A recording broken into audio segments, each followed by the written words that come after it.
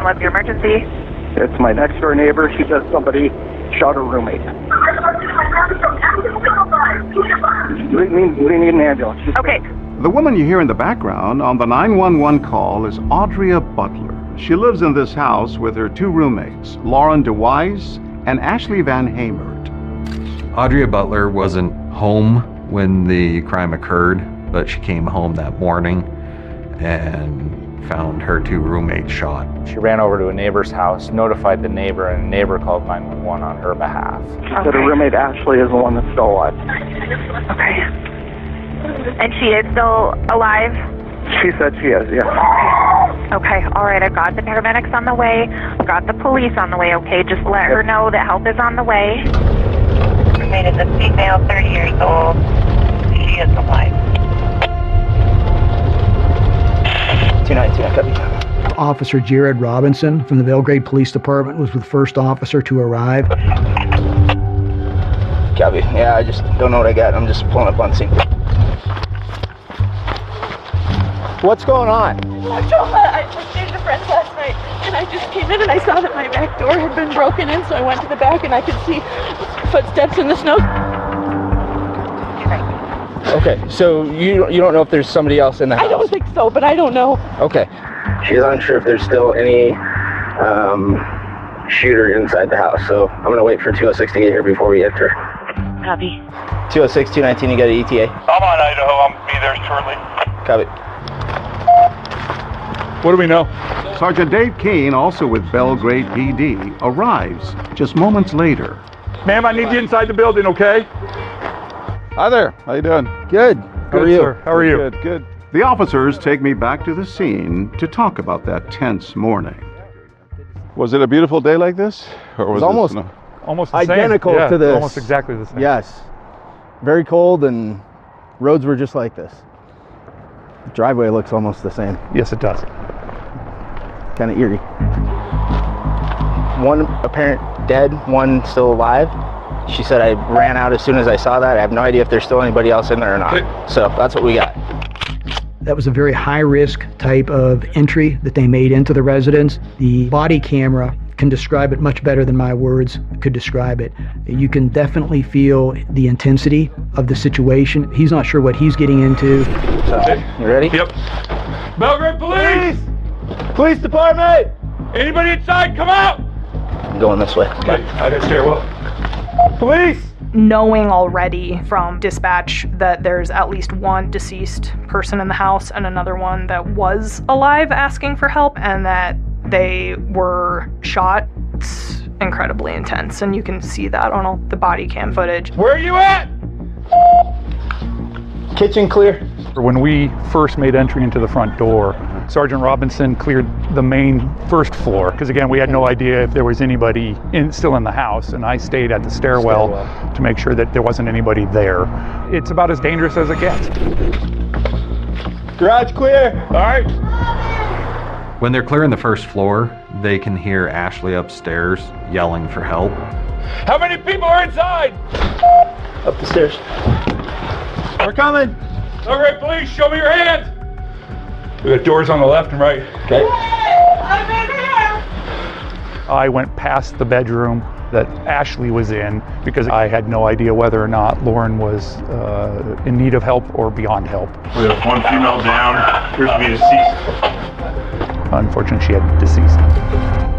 Lauren DeWise had just moved into the house less than 2 months before. Jared! Yeah? What do we need? I start clearing the rest of the house, and Sergeant Robinson enters into Ashley's room to start helping her. Hello? Hey! Please don't shoot! I'm not gonna shoot you. Please don't shoot me! We need medical in here now. My name's Ashley! Ashley and her husky Malamute Bronson have lived with Audria for about 2 years. The body camera footage of her interaction with police that day is raw and graphic. Are you the police? I'm the police, right here. Where are you? I'm right here. Can you see me? Ashley was obviously fighting for her life, And you can tell from his video that her vision was obviously impaired by the injury that she sustained. Ashley's not only unable to see, her injuries also leave her partially paralyzed. Are you the police? I'm the police, yes. Show me your face there. I'm right here. Can you see me? No. The video is chilling. She's asking you, are you really a police officer? Yeah. Don't hurt me. Don't shoot me. Right. I just felt for her, you know. I being in that position to where you're helpless, you know. So I felt for her. Just tried to reassure that we were going to get her the help we could. We got the medical people coming in. I'm trying to figure out what happened to you. Where are you bleeding from? I'm not bleeding. Okay, well, how do you have blood all over you? Do I? Yes, ma'am. I don't know why I do. If I can have somebody maintain the crime scene at the front door to let nobody in. We don't have time to make sure that the house is completely secure. However, she needs help, and she needs help now. It was apparent that she'd been in there a long time, and I don't know how much longer she has. So at that point, I made the decision to remove her, which I understand it's against their policies and protocols. Ashley, what we're gonna do is we're gonna pick you up and we're gonna carry you down to the paramedics, okay? Can you... Oh God, what are you doing? I think I'm gonna have to get up here. We're gonna have to carry you, ma'am. What are you doing, sir? We're gonna pick you up and carry you. Carry me back. Where are you carrying We're coming down. Where are you carrying me to? Upstairs. Watch your step. This is as far as I can get the door. Where's the cot? Just straight out, back. We keep going. We're not sure. We have no idea. She just keeps looking this way. I don't see any obvious. I'm not gonna go. You don't have a choice. We got to get you up to the hospital. I'm not going. They want one of us to go with. Yeah, that's fine. You want me to ride with? That's fine. And then one of you does something you don't normally do. You ride in the ambulance with her. Correct. Surgery. All right. Ashley. Well, at that point, we still didn't know where the assailant was. So, again, we want to ensure her safety. Okay, let's go. I don't want to go to the hospital. Oh, I think we need to go to the hospital, huh? I'm refusing. You can't refuse. How old are you, Ashley? 32. 32. Can you tell me what happened and when? I don't know what happened. She is transported to Bozeman Deaconess Hospital. We're going to take good care of you, okay? All right. Time is 9:41. Off recording as they're working on her in the ER. Meanwhile, Sergeant Keene is setting up a crime scene as investigators search for clues. Tracks out in the back. The door from the back's been broken open. There was a trail of footprints that led from the front of the residence through a side gate all the way to the back door. And Ashley, she's fighting for her life. She had been shot point blank in the back of the head, but we weren't even sure if she would survive.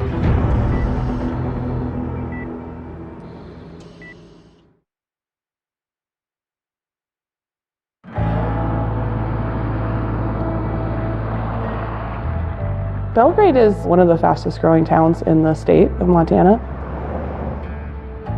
Belgrade's a very tight-knit, blue-collar, working-class community. Generally, kind of a bedroom community. Our citizens, they live here and work in Bozeman.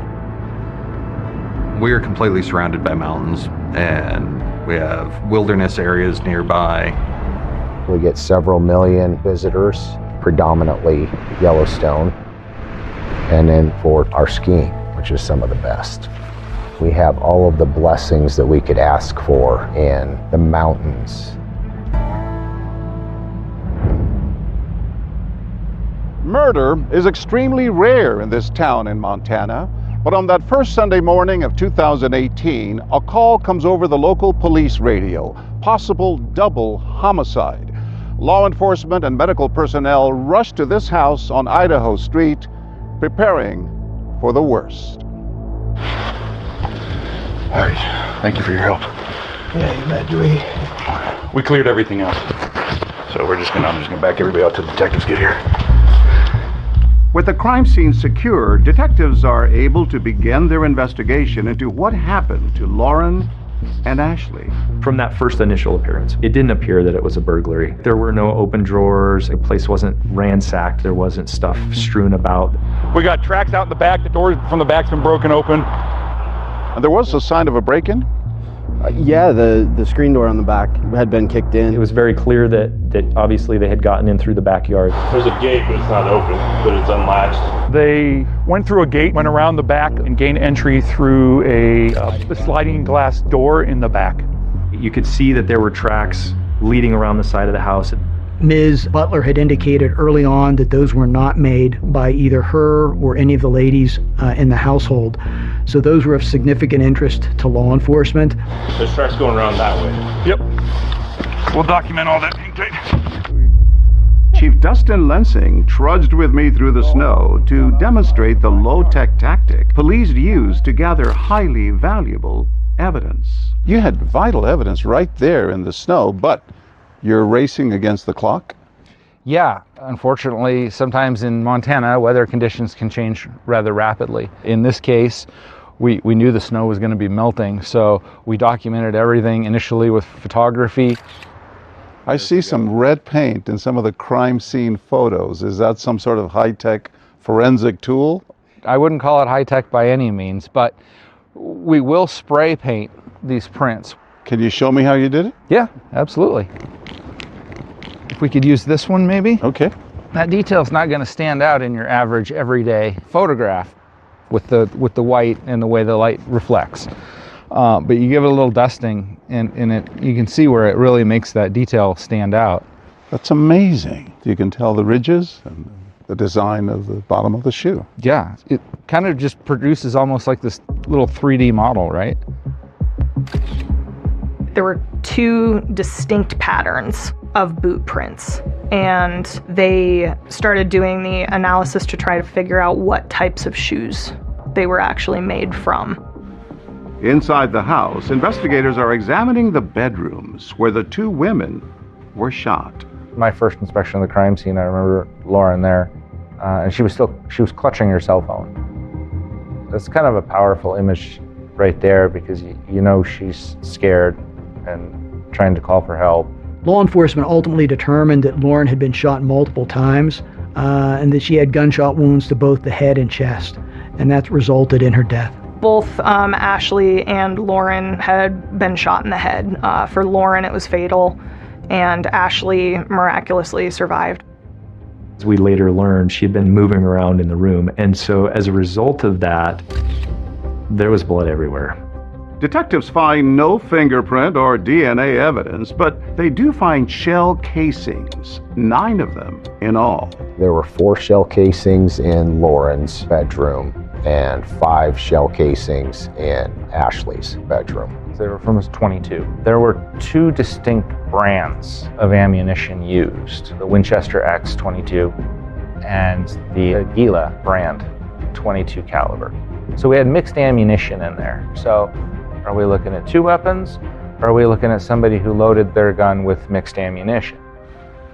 While investigators piece together clues at the scene, Audrey Butler is interviewed at police headquarters. I'm going to tell you right now, this is not my best moment. So No, don't worry about it. I'm doing my best right now. We'll get through it. It's a very tough time right now. I understand that. Audie Butler owns the house, and to help cover some of the bills, got a roommate. That first roommate was Ashley Van Hemert. She'd also recently started this friendship with Lauren DeWise, and Lauren was having some marital problems with her husband. Paul DeWise was Lauren's estranged husband at the time, and Paul and Lauren met when they were both teachers down in Florida. Paul was married to his wife Maria at the time that he and Lauren had first met, and when that marriage kind of started falling apart, then that's when he and Lauren got together. When he was married to Maria, he had 2 children, Natalie and Joe.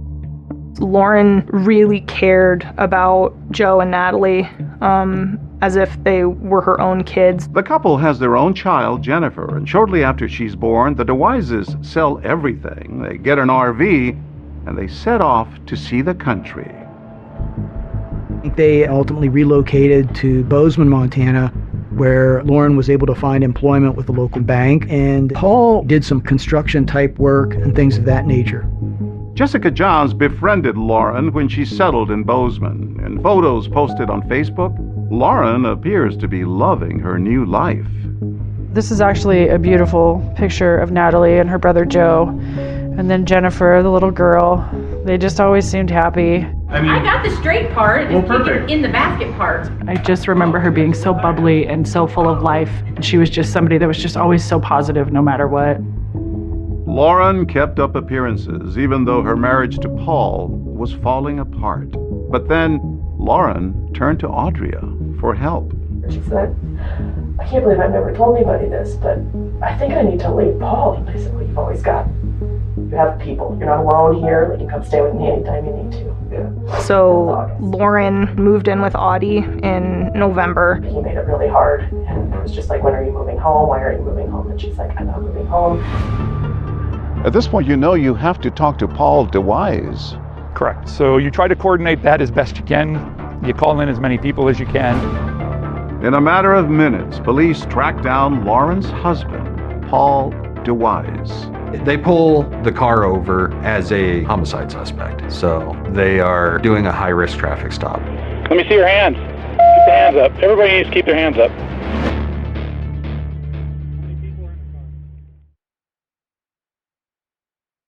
Is in critical condition, fighting for her life in a hospital in Colorado. She had been flown out of state. We didn't have the capacity to care for her. She had been shot point blank in the back of the head. You know, for a bit there, it was touch and go. We weren't even sure if she would survive. All I did was go back and forth in the bedroom, clenching my hands and just praying to God that she was okay. Ashley's mother says Ashley and her dog Bronson found their paradise on earth in Bozeman. She loved it here. I mean, close to the mountains, take Bronson out running, snowboarding. She was happy. It was what she had dreamed of. While doctors in Colorado do all they can for Ashley, law enforcement in Montana is interested in talking to Lauren's estranged husband, Paul DeWise.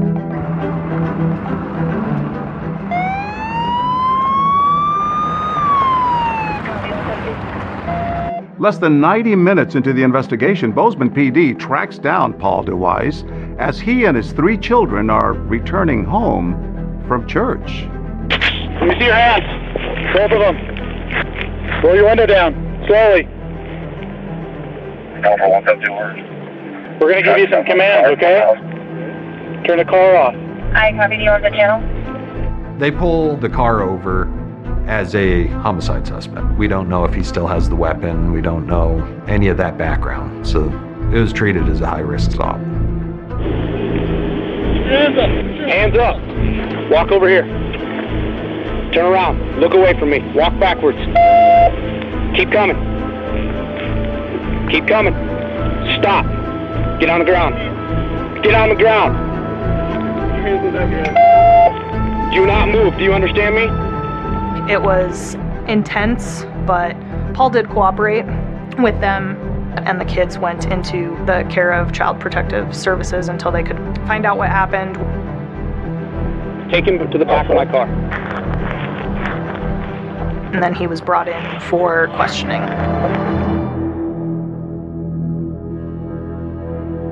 Paul DeWise is taken to an interrogation room like this one here at the Gallatin County Sheriff's Office. He will spend his entire Sunday answering questions about the shooting of his wife and Ashley Van Hemert. It was one of the unfortunate things in this investigation is because they found Paul so quickly, we didn't have any kind of real profile on him. So we kind of went into it with the game plan of we were going to make adjustments on the fly. So the reason that I wanted to talk to you is there was some issues that happened over at Lauren's house this morning. Sure, right? Well, not really. She isn't. Well, the person that came in ended up shooting her. So she's dead? Yeah. Oh my God. I told him she is dead. And he was all over in his chair. rubbing his hands on his legs. So that's why we're talking to you, because you guys are going through a divorce. And well, walk me through what you did yesterday. My baby breakfast. He goes through from the moment he wakes up and has a very, very detailed explanation of what he did the entire day. During the day, Mr. DeWise had been texting Lauren. He wanted her to come back over and visit with the children. So I've been trying to get her to come over as much as I can. She's just giving me a hard time, you know.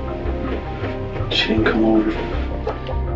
So law enforcement was able to determine that Lauren's last text message was sent just before 11 o'clock p.m. that evening, where she had indicated to Mr. DeWise that she did not wish to attend church with him and the children that following day. So what about last evening, last night? He basically painted a picture of staying at home and watching TV and just spending time with his family during the entire night leading up to and during the night of the incident. Nothing exciting. I mean, I was just in my chair all day. One of the only times that he expressed leaving that night was to go get beer. I went and got a 6-pack of beer around midnight at Town Pump. Which Town Pump? On Main Street. One of the things that we were fairly quickly able to identify was which gas station he went to. A detective went and pulled that video very quickly, and we did find Paul on video going to that Town Pump and buying beer. It did match up in terms of the timeline that he gave when he would have gone to the store. And you made no other trips except to go to Town Pump? Am I getting that right? Mm-hmm. So I'm going to ask you right now, I'm going to look you right in the face, I'm going to ask you, were you involved in this? Were you involved in this crime? No. Did you hurt Lauren? No. Did you hurt Lauren at all? No. He adamantly denied being at Lauren's house that night. I'm going to be completely honest with you right now. I'm not completely comfortable with where we're at in this interview. I don't think you're in a good spot. Of course, yeah, I understand. I know I'm the prime suspect. Authorities are talking to Paul's teenaged children, Joe and Natalie, and what they say surprises even veteran detectives. Was your dad home with you guys the whole time on Saturday?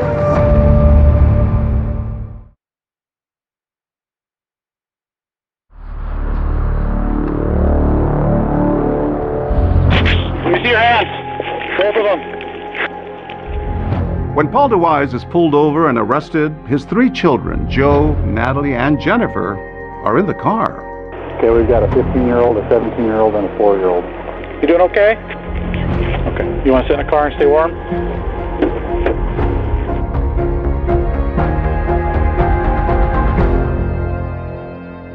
While Paul is being questioned at the sheriff's office, his children talk to Child Protective Services. So, Miss Jennifer, my name is Erin, and I talk to kids and people every day. I first spoke with Jennifer, who had just turned 4, and she had a very brief interview. I then spoke with Joseph. We asked about what had happened Saturday night. Saturday, we were supposed to we went to church today. Okay. And we stayed up way late. We shouldn't have stayed up that late because we have to get up early to go to church. Last night you stayed up way late? We were just hanging out, watching movies. He indicated that they had stayed home and just kind of hung out. Was your dad home with you guys the whole time on Saturday? We did go at the Town Pump, me and him, for him to get beer. Oh, okay. And then we came back home. Oh, okay. What time do you think that was about? Probably around 12. Both Natalie and Joe were pretty consistent that they had been home that evening. We were watching movies, we were watching a nature show, and we watched The Office, and we stayed up late. And my dad and my brother went out and got beer around like midnight and came home. They were all at home watching TV together all that night, and then pretty much just mirrored what DeWise had said. Nothing stood out about any of their statements, about the events of the night. We look at everything, but there was no aha moment there. When we were done with the forensic interviews, it was decided that we would let the kids know that Lauren was deceased. We had told Joe and Natalie and let Jennifer know that something bad had happened to Mommy and that Mommy was now in heaven. With Joe and Natalie's account of the night matching up with their father's, Paul DeWise is free to go, but not to go home. They're not done searching your house, okay? And they're apparently going to do a forensic search instead of just the consent search that we talked about on the vehicle. Okay. So you're not under arrest. Nothing's changed in that regard, but unfortunately, the car and the house are still tied up, and probably will be for quite some time. At the end of the interview, we didn't have enough evidence to hold him, so we released him. Because he was still considered a suspect at that time, CPS made the decision not to let the kids go back to his custody. So the kids went to a friend of the family's and stayed there. Detectives keep an eye on Paul. At the same time, they have to widen their net. You've got 3 people that live in the home where the incident occurred. Who was the intended victim, or were they all the intended victim? Or was it just a random act? So now you start digging into the personal lives of the people involved, and you have to weed out each one of those potential avenues as a potential suspect. Through the interview with Paul, he brings up a couple situations where he found Lauren cheating on him, despite the fact that they were separated. The first one was at Old Chicago. Investigators are interested in talking to a man named Kevin Vralstead. That's because of an incident that happened here in the parking lot of this restaurant, where Paul says he caught Lauren kissing this other man. I opened the door and I was like, "What are you doing?" And I was talking to the guy, I was like, "This is my wife." And the guy came around and started attacking me. So I fought him off. Did you recognize him or know him? No, but I found out he lives in Billings. Yeah, it's Kevin Vralstead. Vralstead? Something like that. Hey, Kevin, this is Detective Oxmeyer with the Sheriff's Office. Hey. Hey, you got a little bit to talk? I do.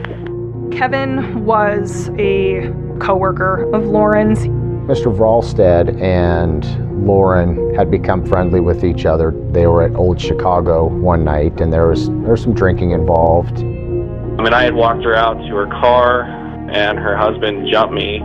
The police came, and I told them what happened, and they asked if I wanted to press charges, and I said no, and that was really the end of it, as far as I knew. I think Mr. Vralstead's a little concerned because he is in a romantic relationship with another lady at the time. You know, I got to ask you, and I want you to be 100% honest with me. Yep. Did you and Lauren ever do anything physically together?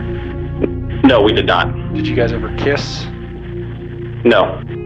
I don't know that he's entirely straightforward with law enforcement about the nature of his relationship with Lauren, but it's ultimately determined that this was a one-time situation where they met in the parking lot and had a kiss, and that was the end of that encounter. Investigators determined that Kevin had nothing to do with the shooting. Kevin actually had a fiance over in Billings at the time and was furniture shopping with her the morning after the homicide was found. In his police interview, Paul also claimed Lauren had a relationship with a man named Brian Ruddick. So we had to see if maybe there was some sort of love triangle gone wrong or anything like that that could have led to Lauren's death. I am calling about Lauren. It is my understanding that you guys were involved in some sort of a relationship. Is that correct? Yes. We started talking and had a lot in common and hit it off. So we just got along really well. We were really good friends. Brian admits that he and Lauren enjoyed each other's company, but he says their relationship was primarily an emotional one and not physical. Additionally, he had an alibi for the time of the murder. Yeah, he was ice fishing with a buddy over on Ennis Lake, and I called the friend and confirmed that he was there.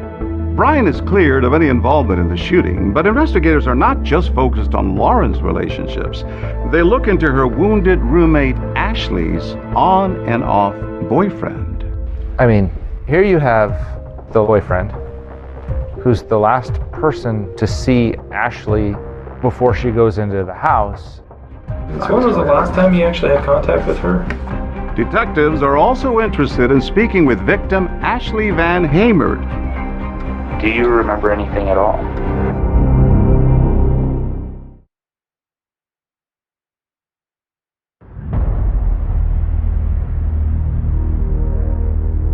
The hours and days following the shooting are critical for Ashley and her survival. Tell me about the first time you saw Ashley in the hospital. It was a sight I wish I could get out of my head. Just tubes running everywhere. And the hardest thing, she was just motionless. An active girl that's usually like can't get him, stop her from moving. She was just laying there. But Ashley continues to fight. Through her tireless efforts and with her supportive family by her side, Ashley begins to recover. Okay, Bronson, come back. Bronson, come here, boy. And today, she's back in Bozeman with her beloved Bronson. I love you. I love you. Yes, yes. Now she sits with 2020 to tell her story. So glad to meet you. How are you doing? I'm doing very well, yes. How would you describe what you've been through? Hell and back, but God is good and I'm still here. The Lord literally saved my life that night. Somehow the way that the bullet stayed prevented her from bleeding out. Really just a miracle that the bullet lodged the way that it did. The doctors told my family if that bullet would have moved absolutely anywhere in the 9 to 10 hours I was on the ground, I would have bled to death. It literally stopped the bleeding. It literally plugged the hole perfectly in my carotid artery. And so that's why I did not die that night. A miracle?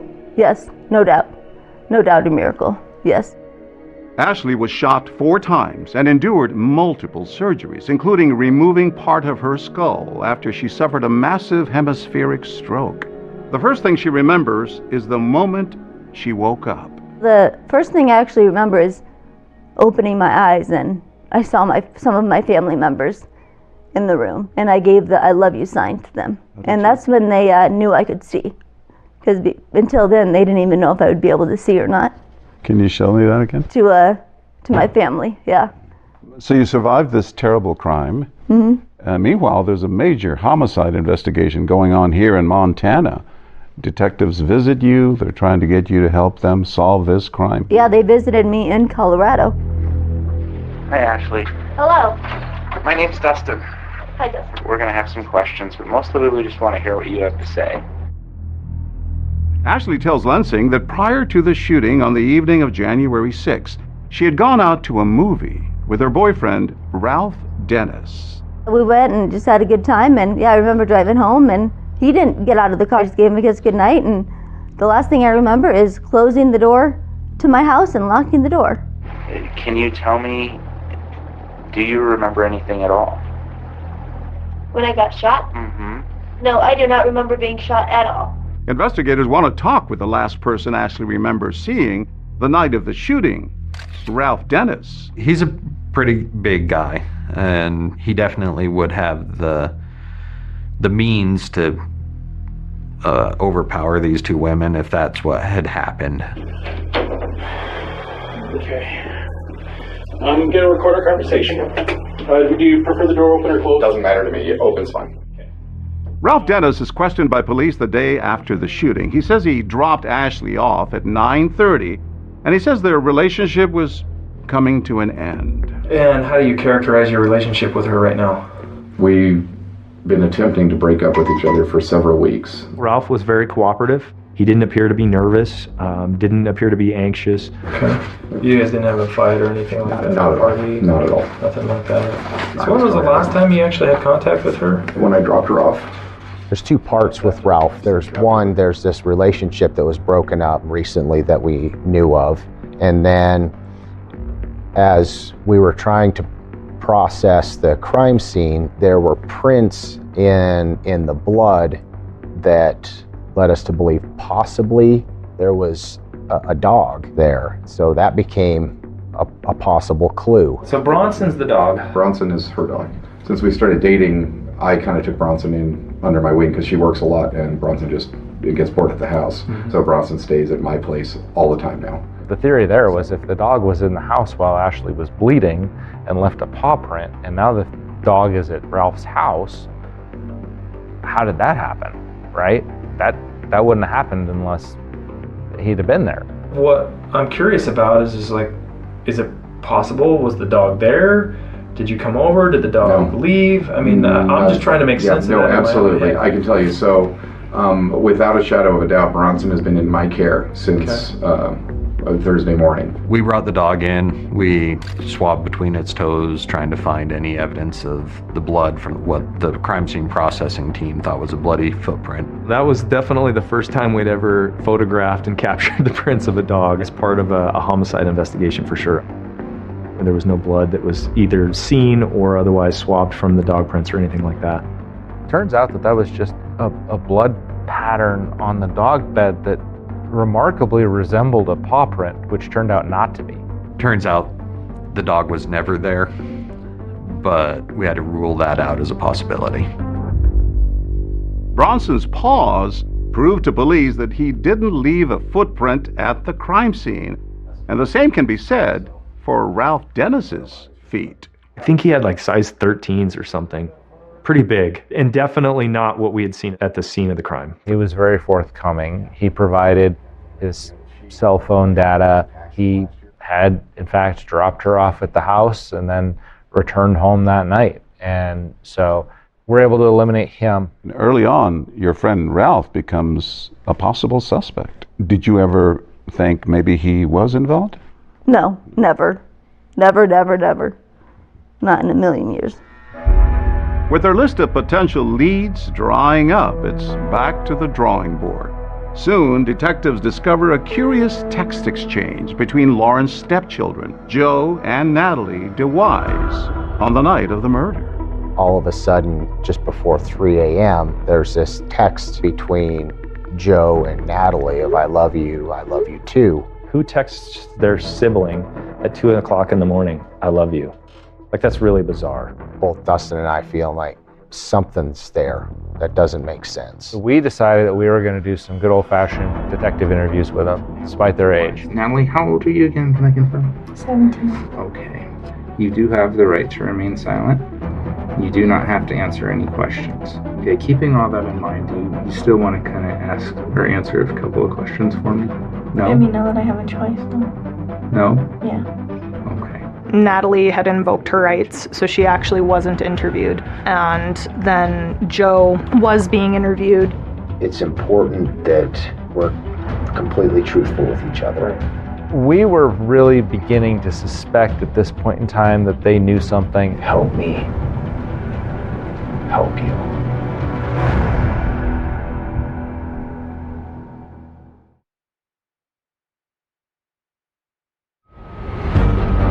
Belgrade Police! Police Department! Anybody inside, come out! We have one female down. Appears to be deceased. Hello? Hey! What are you doing? Shoot! I'm not gonna shoot you. Both Ashley and Lauren had been shot in the head. For Lauren, it was fatal. Joe, you've gotta help me. I don't know. What do you see when you see that still picture? A young man who had been carrying kind of the weight of the world on his shoulders. Oh my God. I know. Oh boy. This is a big deal. The amount of man hours that went into searching, trying to find the murder weapon. And I'm angry. And my children are angry. And my baby's angry. And it's hard for me to live with. The biggest freight train that you could see coming, I saw it coming and I couldn't stop it. That's when he started to shoot me. Horrific. How do you make sense of that? Satan.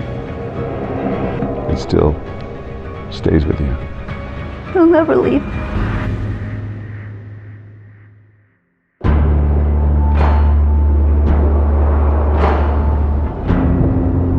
Montana, from the Spanish word montaña. It means mountainous, and Bozeman, Montana is surrounded by the Rockies. They warn you about grizzlies and wolves out here. But in the Gallatin Valley, in the shadow of the mountains, another predator, the killer who shot Lauren DeWise and left Ashley Van Hamert for dead. Authorities may have released Lauren's husband, Paul, but if he thinks he talked his way out of trouble, he's terribly mistaken. The former school teacher has graduated from person of interest to prime suspect, with 2 driven detectives on his trail. It wasn't work. It was something other than that. It was a mission. They didn't say don't leave town, but the detectives are worried he might. We were starting to get worried. More and more information was leading us to Paul, and is Paul going to disappear? Or are we going to lose him to the wind? Hello. Hey, Paul. How are you? A detective tries to persuade Paul to come back for another interview, but the suspect is suspicious. Have you come up with any suspects besides me at this point, or am I still it? Well, we can talk about that when you come down. When police search here at Paul DeWise's home, they find some of those unusual Aguila brand .22 caliber bullets. We did find matching or like ammo in his possession at his home that matched the shell casings at the scene. Very specifically, they found the Aguila ammunition. That's not something that's common. It's not something you can buy around here. Police are poised to make an arrest when Detective Lensing gets a call. It's Paul.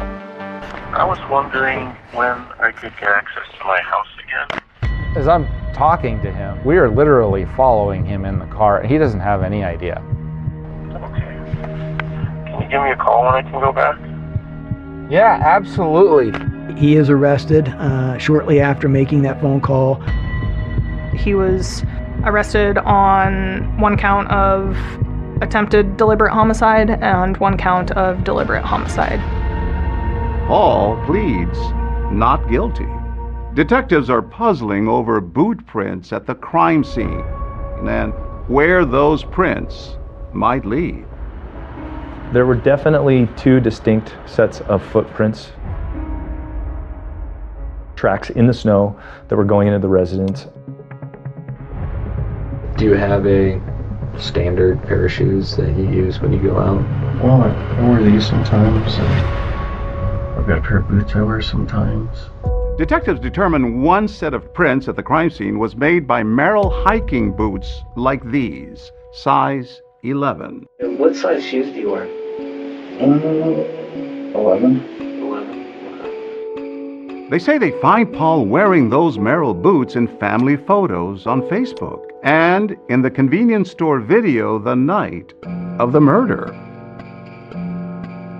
And we never found them because they were thrown away or destroyed.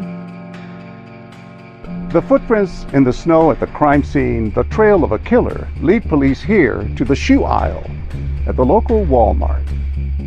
One of our detectives decided that he was just going to go to Walmart and just start pulling shoes off the shelves and looking at each and every boot that he could find. The question is, do you have a match? We had a match. Sure enough, the detective says he finds an Interceptor Frontier tactical boot with a tread pattern consistent with prints found at the crime scene. The mystery now, who was in those shoes? Detectives turn to Paul's children. We were really beginning to suspect at this point in time that they knew something. We decided that we were going to do some good old-fashioned detective interviews with them, one-on-one, sit them down like anybody else, despite their age. You know Lauren as well as anybody. What do you think happened to her? I don't know. What's your speculation? What do you think happened? She was in her home sleeping, and something unfortunate happened. Who do you think could do something like that? I have no idea. And it couldn't be my dad. He loves his family too much. And then there's a commotion outside the interrogation room. Police thought those boots were one size, but a crime scene tech, Mike Guerzi, suddenly realizes that's off of them. So, have you ever seen boots like that before? So you have a pair of those? I did. Okay. Cell phones that showed Joe in those. Hell, Joe finally started putting those pieces together for us. Hey, Mom. Hi, son. Hey, baby. Not changed. His mom is there. And you've had a heart-to-heart with her before this. We did. When Joe's mom, Maria Frazier, arrived in Montana, Detective Jeremy Kopp greeted her with stunning news. Boot prints at the crime scene suggest Joe was there. That was a hard conversation. Where you are, tell them, honey. What do you see when you see that still picture? Heartbroken mom and a young man who had been carrying kind of the weight of the world on his shoulders. If I can't get you to be honest with me, I can't help you. Jeremy was very delicate with Joe. And I don't believe that you're being completely truthful with me. We were pretty sure at that point that Joe was there at the scene. Joe, we've got to be honest with each other. I'm completely honest with you. How did your boots, those same prints, end up at the crime scene? Joe, be truthful. I have a son that's similar age as Joe, and I could see, so much of my son in him. It made him more personal. Joe, you've got to help me. Just tell me it wasn't you that went in and shot her. Did you go in and shoot her? No, I did not. Then who did? When does the dam finally break? Several dozen denials, deviations, but you can see every time it gets a little heavier, a little harder. How long have you been playing it? And this is it. I don't know if that he was planning it. You don't think he was planning it? No. Think he just did it out of the blue? Why that night? I don't know why that night. It's just how it happened. It's just how it happened. He's torn, tortured by the loyalty to his father. There's the weight of Joe and everything that he's carrying.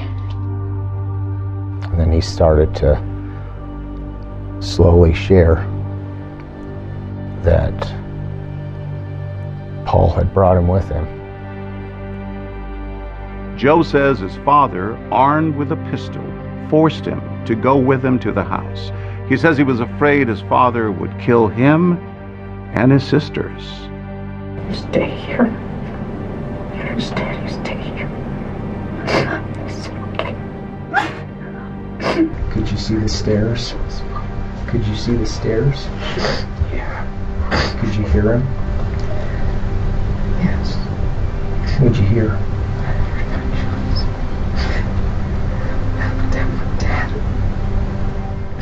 What the hell is wrong with you? I said, no. Get in the car. I did. He took me back to the house. Oh my God. You made me do it. Father, it's these. I know I made you do It touches you. What that young man had to endure and was carrying.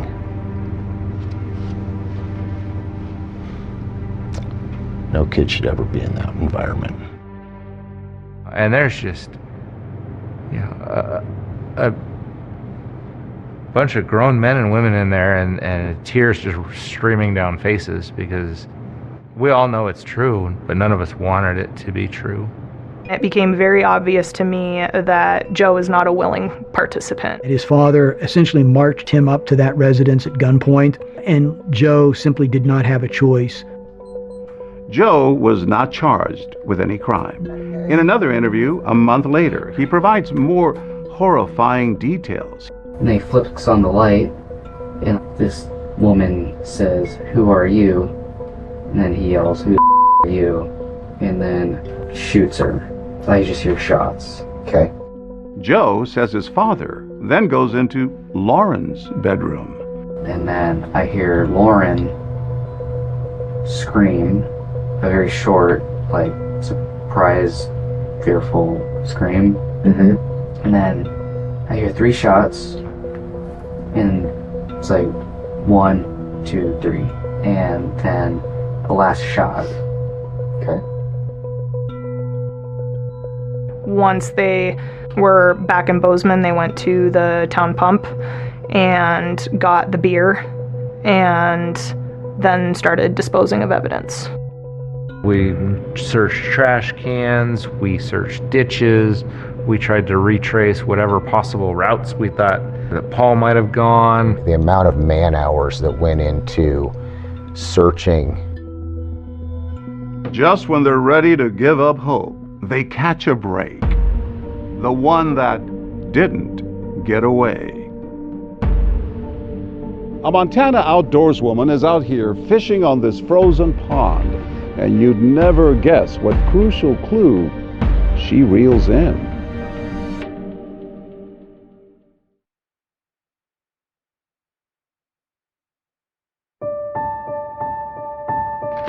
A lake in Montana, great spot for skating and ice fishing. Okay, all right, there we go. Right down in.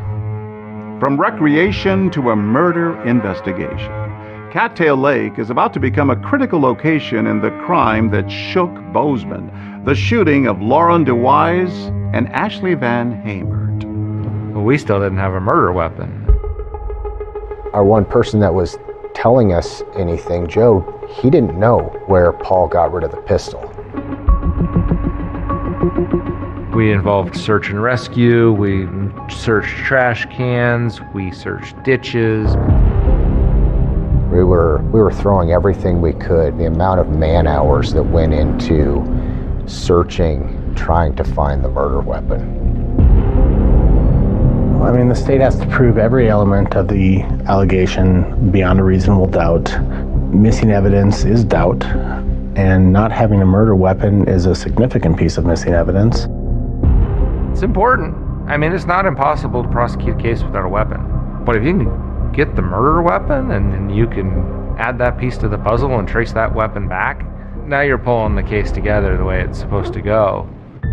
Police are looking for a Ruger .22 caliber pistol. They believe Paul DeWise owns one, but when they search his home, they don't find it. So when we executed the search warrant on his house, we found an owner's manual for a .22 caliber Mark II pistol, but we could not find the pistol anywhere in his collection of guns.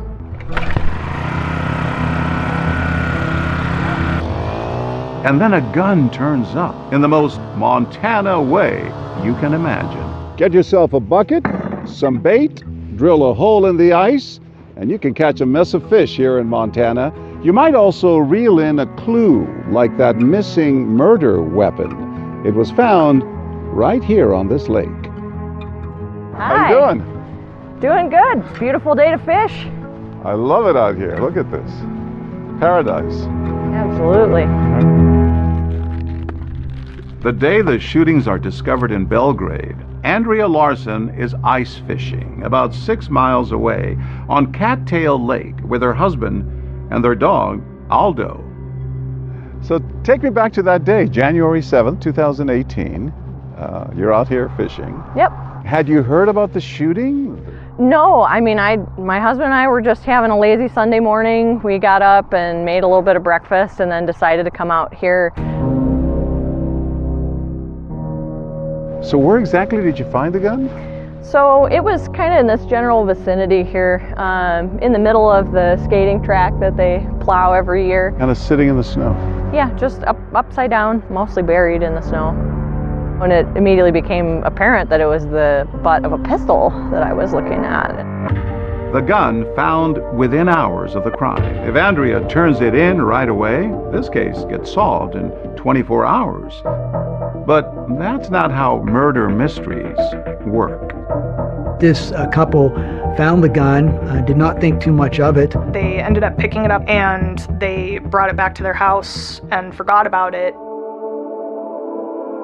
You know, people watching might ask, why did you take so long to turn it in? Well, at the time, I was in the process of enlisting in the National Guard, so I had quite a bit on my plate and quite a bit on my mind, and at the time it wasn't any kind of a pressing issue, it was just a lost and found.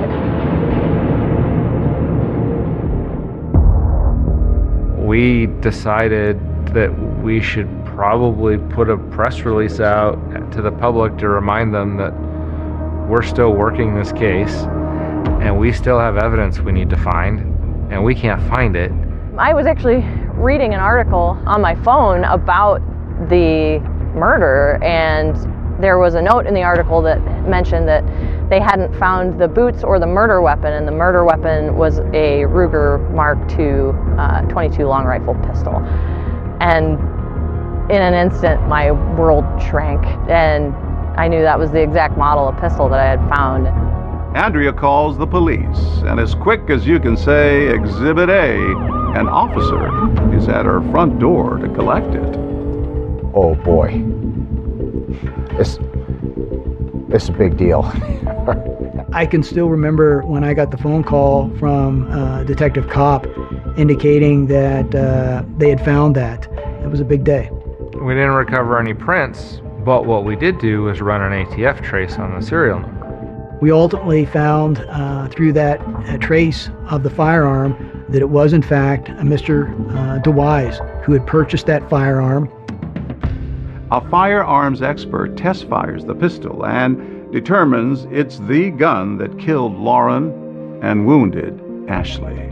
So that was certainly a big piece of evidence that further linked Mr. DeWise not only to the gun, but that it also linked the gun to the crime scene. It was kind of icing on that cake that is the murder weapon. How does it feel to be a part of such a terrible crime? I'm glad I was able to add to the evidence, but it's not something I would have asked to happen. You didn't want to be involved in this? No. I mean, it was a terrible tragedy.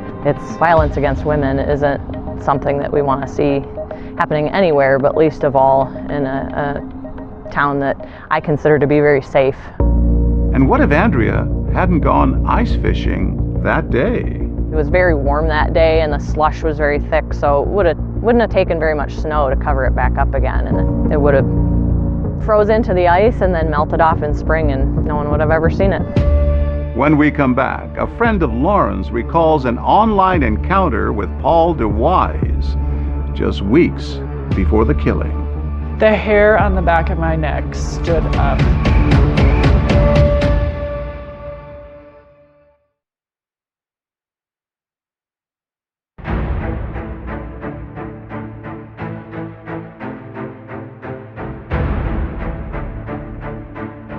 Nearly 2 years after the shooting, Paul DeWise goes on trial right here in this courtroom, 301 in Bozeman, Montana.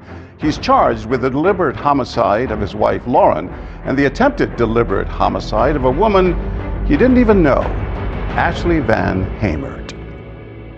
I don't think anyone had laid eyes on Ashley since the moment since she had been injured. So her walking into that courtroom that first time was like, all right, we're here. It was a higher profile case, I think primarily because there were so many people in the community that liked Lauren. They're concerned about domestic violence, and they want to see people held accountable. And after being in that courtroom, I can tell you some of the things that were said in there were quite chilling.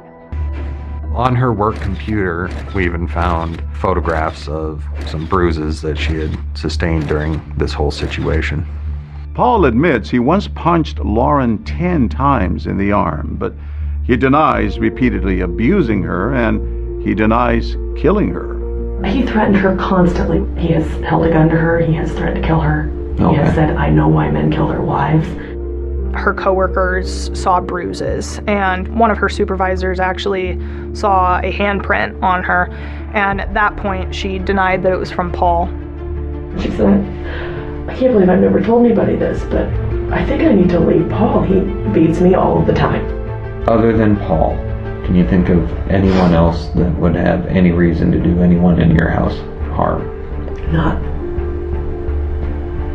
a soul. Prosecutors play evidence of Paul's behavior for the jury, recordings preserved by Paul himself on his phone. And I'm angry. And my children are angry.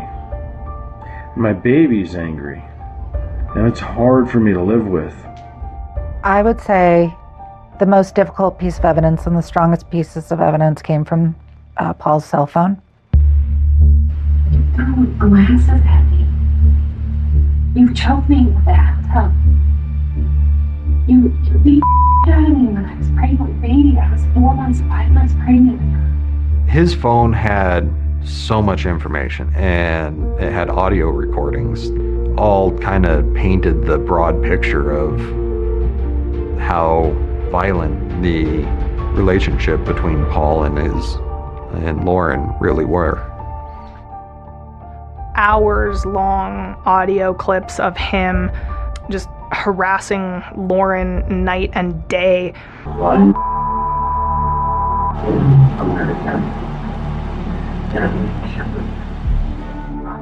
That's what I'm talking about. I'm trying to express myself now. But you don't want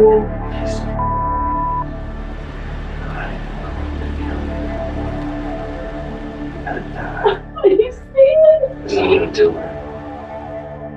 There were some pretty horrific recordings that he had made with Lauren. Starts threatening her, threatening to kill her. He says very specifically, I think at least 5 times I'm going to kill you. Really bound you just because you're bound. It was very, very dark. All of this evidence was really sort of piling up with regards to who it was that had a motive and desire to cause harm to Lauren. Paul's attorneys argue there's no evidence of repeated physical abuse. He cooperated with police. And no experts or physical evidence, neither DNA, fingerprints, nor cell phone data, that tie him to the crime. The bubbly, happy personality was hiding a lot of pain, a lot of fear.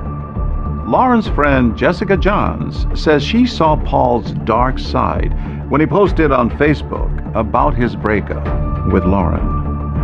Along with the post was some very strong language about how horrible Lauren was and that she was a cheater and a liar and many things that were very shocking. She says she tried to convince Paul to take down that post. No matter what I would say about, hey, I understand your feelings, he would just spew more and more hate. Jessica says she reached out to Lauren on Facebook. She's like, I'm okay, I'm at a friend's house. I've been in a very bad marriage for a long time. Less than 2 months later, Lauren was dead. The biggest freight train that you could see coming, I saw it coming and I couldn't stop it. It was heartbreaking. Next, a courtroom surprise. A witness who claims the wrong man is on trial. One witness who knows for certain whether Paul DeWise shot Lauren and Ashley. And Paul DeWise caught on tape.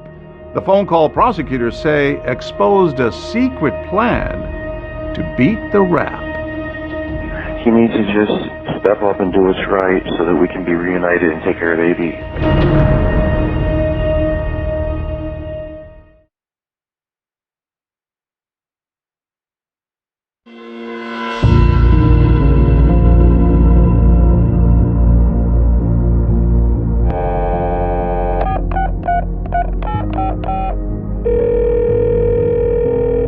a call from and paid for by an inmate at Gallatin County Detention Center. About a month after his arrest, Paul DeWise calls his daughter Natalie from jail. He made a phone call to Natalie, trying to convince her to tell Joe to take the fall for the whole thing. Joe said that I took him with me and I'm responsible for what happened. So that means to me that Joe must have done it. And it's really important that he admit it, because if he admits it, then I get the out of here. Understand? Yeah. Tells his 17-year-old daughter to convince her 15-year-old brother to confess to the homicide of his stepmother. And it's all on the jail call. He's scared, I understand, but he needs to understand the jails here, they're safe, they're nice, the food's good, and they don't have the rape problem, so he doesn't have to worry about that. Okay, good. Now, DeWise's 19-year-old daughter also took the stand. At the trial, Natalie tells the jury about that phone call. That was a damaging piece of evidence. It painted Paul in an unlikable light, I think. It did hurt our case. I didn't even know if we were going to call Natalie at trial. We had her subpoenaed, but we didn't know if we were actually going to call her because it was kind of a loose cannon in terms of what she was going to say. For almost 2 years after the murder, Natalie had backed her dad's alibi that he was home with her and Joe when Lauren and Ashley were shot. But that all changed about a month before trial. Natalie, will you give me your full name, please? Natalie DeWise. She ended up confessing to knowing that her dad had killed Lauren, that she had stayed at home with Jennifer, and that when he came home, he told her everything that he had done. He says he's done something bad. Just stay calm. You don't have anything to worry about. I need your cooperation with this. I took Joe to go kill Lauren. Paul's defense attorneys remind the jury that Natalie had changed her story, but she's not the only one of Paul's children to testify against him. He has a pistol in his right hand, Joe can go with his left. Our theory at the trial was that Joe gave two very inconsistent statements and tried to attack his credibility. If Joe was at the house and admitted to being at the house, and there was some suspicion that he pulled the trigger, he has a motive there, doesn't he? To change or modify his story. And that's certainly something I think that we seized upon. It just further showed the degree of control and manipulation that Mr. DeWise had over those two children, Natalie and Joe. It was very clear that he used the kids as pawns. The most important witness to me was Ashley Van Hemert. She is a miracle. I think we should do it. Okay, let's stand up. She had done, at that point, years of physical therapy. I'm standing loud. Thank you, Jesus. And was able to walk up to the stand by herself. And that was incredible. I was shot in the back of the head. I was shot in the right carotid artery. What was it like to testify? It wasn't really anything at all. They just wanted to know what my life was like before I got hurt and what I was able to do, and clearly what I was not able to do now. Yeah. Ashley has no memory of it, but she now knows what police say Paul DeWise did that night. That's when he started to shoot me. Horrific. Yes. How do you make sense of that? Satan.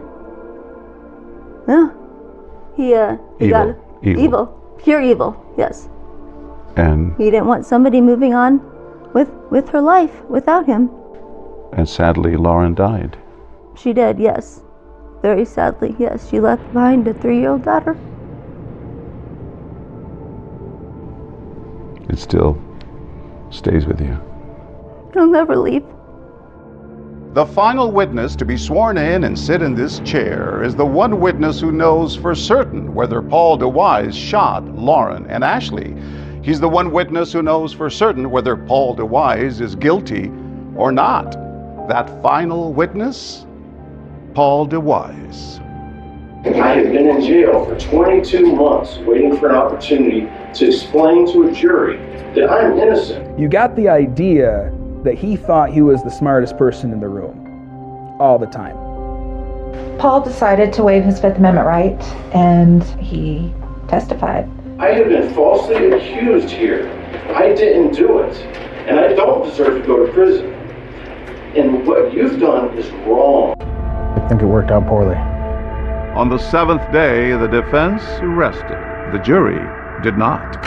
After 2 hours of deliberation, the jury found Joseph Paul DeWise guilty. Paul was found guilty of count 1, deliberate homicide, count 2, attempted deliberate homicide. 2 months later, at his sentencing hearing, Paul gets another chance to talk. I could go on for hours about the injustices, but I won't. I'm not guilty of what I've been convicted of.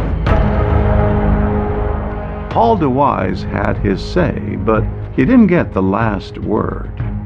And you get a chance to speak to him directly. Mm-hmm. Ashley, what are the things that you would like to say to the court and the defendant? When she said it, she was looking right at him, and he was looking right at her. Ashley Van Hamert confronting the man who left her for dead. This you have to see.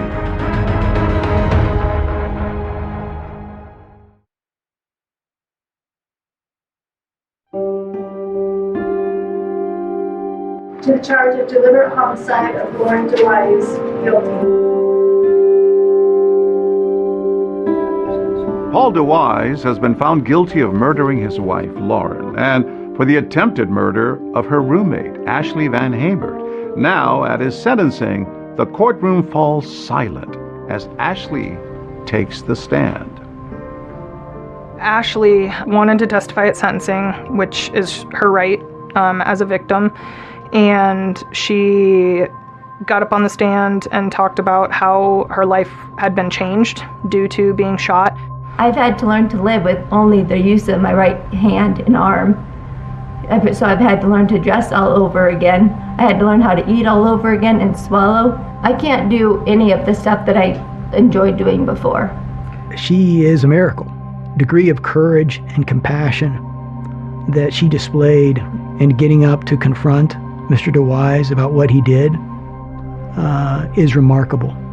What was it like looking at him in the eye? I just walked in and I saw the back of him and I just thought, well, that's the man that shot me. And I don't know why God fully chose to save my life yet, Paul. I don't. But one thing I do know that I've gained from this is I understand people's hurt on a whole new level. You may have tried to have killed me, but you don't have the final say on when somebody's life is over. Despite all the harm she suffered, Ashley's message to Paul is one of forgiveness and redemption. If God can forgive me an unlimited amount of times, then how can I withhold forgiveness from you, Paul? This doesn't have to be the end of your story. You can still do good while you're in prison. You can still be kind to people. She even brings with her a gift. I brought a Bible, Paul, that I want to give to you. Holy smokes. You get someone that can not once but twice go to a witness stand, let alone enter the same room as someone who did this to you, and say right to their face, I forgive you. It changed everybody in that room. While Ashley may be forgiving, Judge Holly Brown has other ideas when it comes to Paul's sentence. For count 1, deliberate homicide, will be committed to the Montana State Prison for the period of 100 years. He got 220 years, no parole. So 100 years for the count for Lauren, 100 years for Ashley, and then 10 years per count for the weapons enhancements. It doesn't bring Lauren back, and it can't heal his children in the way that they deserve. You know, in such a short span of time, he ruined so many lives. Both Natalie and Joe DeWise returned to Florida to live with their mother. Little Jennifer DeWise now lives with her maternal grandmother. I kept thinking about her daughter. She never got the chance to really know how wonderful her mom was, and that was heartbreaking. Silence is the worst thing that you can have with regards to domestic violence. Not talking about it, not bringing it out into the open, not pursuing it with law enforcement or your family members. A victim is most in danger, especially when they leave the relationship. That's the most dangerous time. How often do you think of her? I think of her quite often, most often on the anniversary. On the anniversary of the shooting, Ashley posted a heartfelt letter addressed to Lauren. She shared it with me when I sat down with her. I'm sorry, Lauren. I'm sorry you're not here anymore, and I can't tell you why God didn't stop him. Believe me when I say I would trade places with you in a heartbeat. Please know you will never be forgotten. Do you think she can hear you? Yeah, I do. Good boy. Today, Ashley is back to the things she loves, like being outdoors with her dog Bronson and spending time with her family. How did it feel to be out there on the mountain? It's awesome. I'm learning to snowboard again. I mean, it's learning all over again, you know, a whole new way. Awesome. So much fun. I mean, I look pretty unorthodox going down the hill now, but I mean, I can still do it. Are you amazed, Caleb? Amazed, yes, but not surprised. Just with her grit, her tenacity, her unwillingness to give up. And Linda, you wear a bracelet that says what? I do, and it says you are stronger than you think you are. And she is definitely one of the strongest people that I know. I'm more vibrant today than I've ever been in my whole life. Thanks to this horrible tragedy? You know what? Yeah. You do a good I love you. I love you. Yes. Yes. What amazing resilience. Ashley tells us that she hopes to raise awareness of domestic violence in honor of her roommate, Lauren. Paul DeWise appealed his murder conviction, but it was denied. That's our program for tonight. Thanks so much for watching. I'm Deborah Roberts. And I'm David Muir from all of us here at 2020 and ABC News. Good night.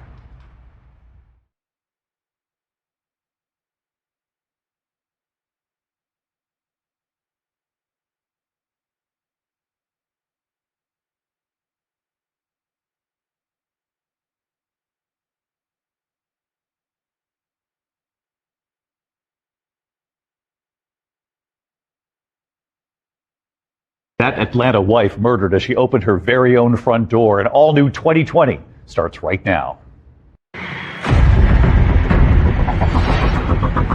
This is a true murder mystery. Emphasis on murder, emphasis on mystery. I felt like Lita's murder case looks like a true crime story, but it goes a lot deeper. Who would kill this woman? She wasn't robbed. Somebody came to the door with roses and shot her dead. Was there a feeling that this had to be pretty calculated? She was shot with a 9mm semi-automatic handgun. No obvious suspect. Was she at all concerned about the fact that she was in an interracial marriage and that this was a difficult time in the South? It was not a welcoming place for a black woman to live.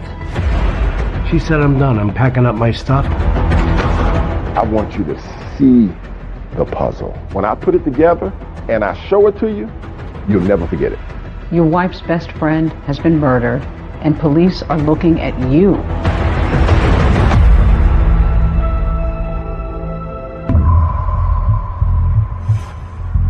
It's a chilly, drizzly winter Atlanta morning, and 35-year-old Lita McClinton is suddenly awakened. It's around 8:15 in the morning, and she heard the doorbell ring. And she tightens up her rope and goes downstairs to open the door. And I think she was probably not going to open it, but she looked through the keyhole and saw that the person had a box of flowers There was a man standing at the door holding a long white box of long stem roses that had a big, thick pink ribbon around it. So she receives the flowers, thinking that this is a delivery. She was really excited. She thought that it was a gift from one of her friends. In a sea of red brick townhouses, Lita's white one stands out. Her best friend Poppy and 3-year-old daughter have spent the night, and they are still in bed upstairs, just waking up. Poppy hears her say, "Good morning," to the man at the door. The flower delivery man produces a handgun. He fires a shot. She actually put the box of roses in front of her face. The second shot went right through the center of her head, and she fell with a large thud. Lita's friend Poppy was upstairs with her toddler, and right away she grabbed her daughter and hid her into a closet and said, "You gotta be quiet as a mouse." She didn't know if the gunman was gonna come for her. Lita's neighbor hears the shots, then sees the guy running like a bat out of hell, just booking it out of the complex, and he calls 911. The first police officer is only a few blocks away, and he gets the call, and so that police officer ends up holding Lita's hand. They thought Lita was completely unconscious, and yet she managed to squeeze his hand as he kept comforting her and telling her everything was going to be okay. And he said it was her comforting him. Poppy got out of the closet and called Lita's mother, and she couldn't get words out, and she finally just said, "Lita's been shot." Lita's mother called her husband. When they went to the hospital, they were put in a separate little waiting room. The doctor tended to Lita. He came out about 30 minutes later and said, "I'm sorry." We should have gone first, not her.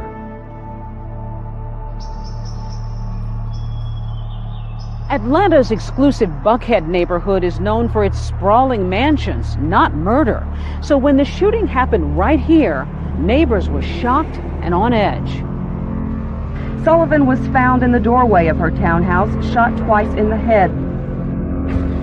It's pretty surprising that in this area, those kinds of things probably wouldn't happen.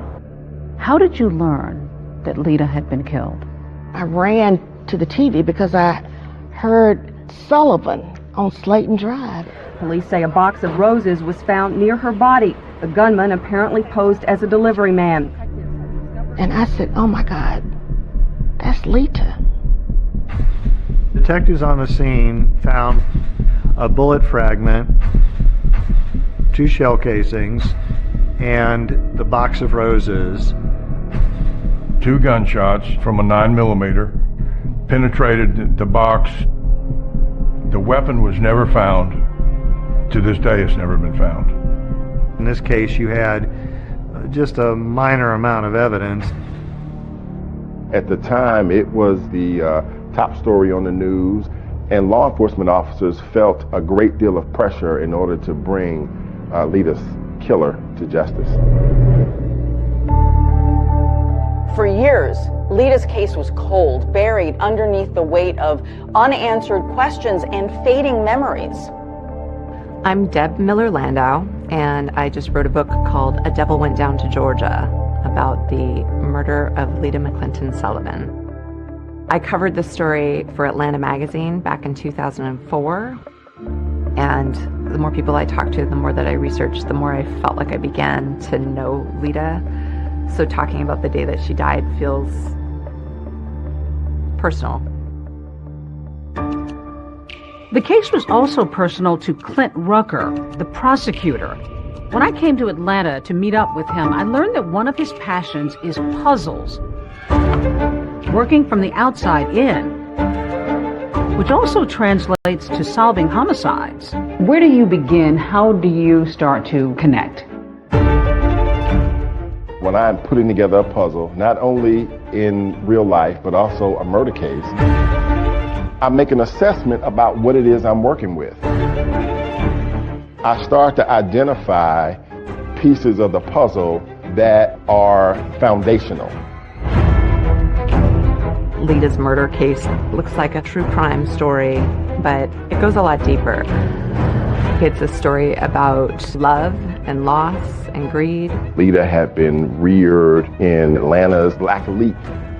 You know, on the surface, she was living an Atlanta dream. A prosperous upbringing. A very prosperous upbringing. The expectations for her life were pretty high. Black women have had to be exceptional in order to be seen. And that was the case then, and I think it's still the case now. One thing seems certain, a murder of this kind is personal. Was there a feeling that this had to be pretty calculated? Police knew almost immediately Lida Sullivan was the intended victim. Who would kill this woman? She wasn't robbed. Somebody came to the door with roses and shot her dead.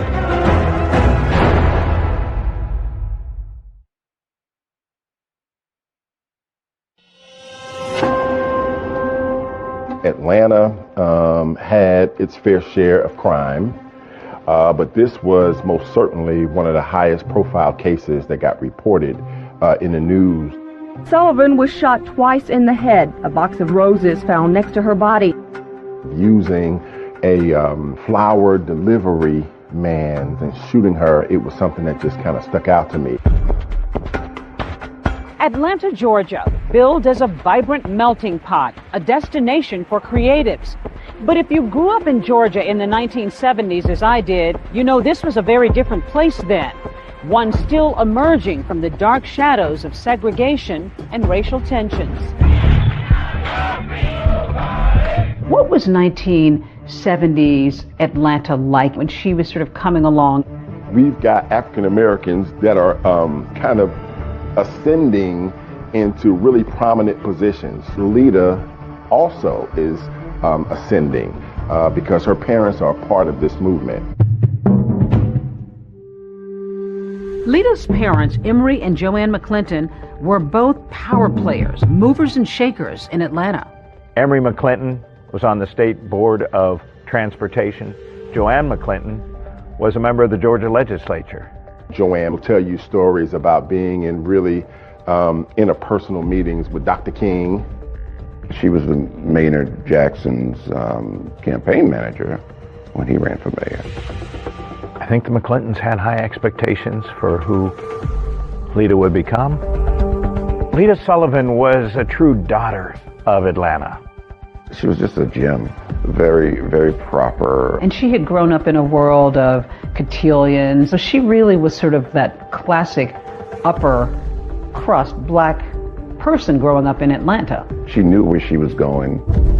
She had a great sense of style. And absolutely charming. After high school, she went on to Spelman College. Her parents sort of hoped that she would enter the political arena like they were, but she was very much into fashion. She was working at a boutique at Lenox Square, and in walks this guy who had unruly curls and weird glasses and just immediately saw Lida and was taken with her.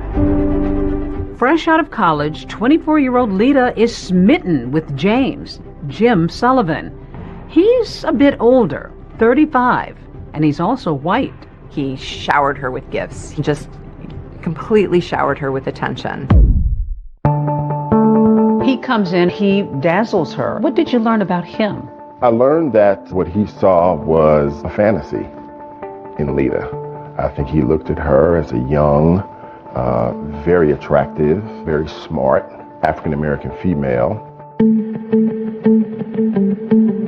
Another big difference between them is class. Lida has been raised in Atlanta's high society and Jim on Boston's gritty South Side.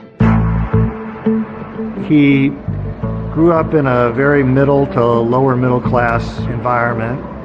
He went to Holy Cross College, got a bachelor's degree in economics. He always wanted more for himself. He always wanted to be a rich person. but it didn't seem like that was in the cards. He was an accountant. He was working hard, but he really wasn't getting ahead. But life is about to change for Jim Sullivan when he inherits a thriving liquor distributorship from his uncle, worth millions of dollars. Crown Beverages was worth around $3.2 million. Jim had become a wealthy man. So when the McClintons met Jim for the first time, they were like, who is this guy? He had this kind of manner that was very uncouth and brash, and they were sort of mystified about what their daughter saw in him. I mean, I think the only thing they had in common was that he was Catholic and they were Catholic as well. But everything else was complete polar opposites. Another concern, of course, was race. Remember, this is the 70s. Even though the country is watching color barriers slipping away on the hit show The Jeffersons, with Primetime's first interracial couple. Your parents have never gotten over the fact that I'm white. That's because you never got over being white. At that time, this was unusual. Georgia's anti-miscegenation laws that forbade blacks and whites to marry had only been repealed 10 years earlier. Still, despite their obvious differences, Jim Sullivan pops the question to Lita. So the McClintons were like, you cannot marry this man. They felt like Lita was really making a mistake and was kind of caught up in the exuberance of this relationship. Despite her parents' strong objections, Lita and Jim are engaged. But on the eve of her wedding, Jim drops a bomb. He tells Lita that he has been married before and that he has 4 children. Lita was shocked. And then, the very same night, Jim Sullivan blindsides his bride-to-be again. He whips out a piece of paper and he says, can you sign this? And then she looks down and sees that he's drawn up a prenuptial agreement. And she's like, what is this? Apparently determined to protect his newfound wealth, Sullivan surprises Lita with a prenup, which says that in the event of a divorce, she would walk away with virtually nothing. She's reluctant, but the cake is ordered, the flowers are ready, so Lita signs the agreement and ties the knot anyway. Lita got married in 1976. It was a small ceremony in Macon, Georgia. Joanne McClinton would later describe that as the worst day of her life. The newlyweds settle some 80 miles south of Atlanta near Jim's business in Macon. It's a world away from Atlanta. But Lita agrees to give up her current job and her income and become full-time Mrs. Jim Sullivan. They bought a house in Shirley Hills, a very affluent, very white part of Macon. Joanne and Emery McClinton feared for their daughter. Being part of an interracial couple in Macon, Georgia in the 1970s would have been extraordinarily challenging. The neighbors were like, you have the gall to bring a black wife to Shirley Hills. People threw garbage on their doorstep. The out-and-out racism had to be tough for Lita. But she moves forward and makes some new connections and friends, including Yvette Miller. When Lita and Yvette occasionally go out to eat, she notices something a bit curious. We'd go out to lunch at a nice restaurant, and she couldn't pay the bill. And I would end up picking up the check. And they were a wealthy couple. They were very wealthy. Then one Christmas season, a card arrives in the mail addressed to Jim. Lita opens it, and what she discovers will make her question everything.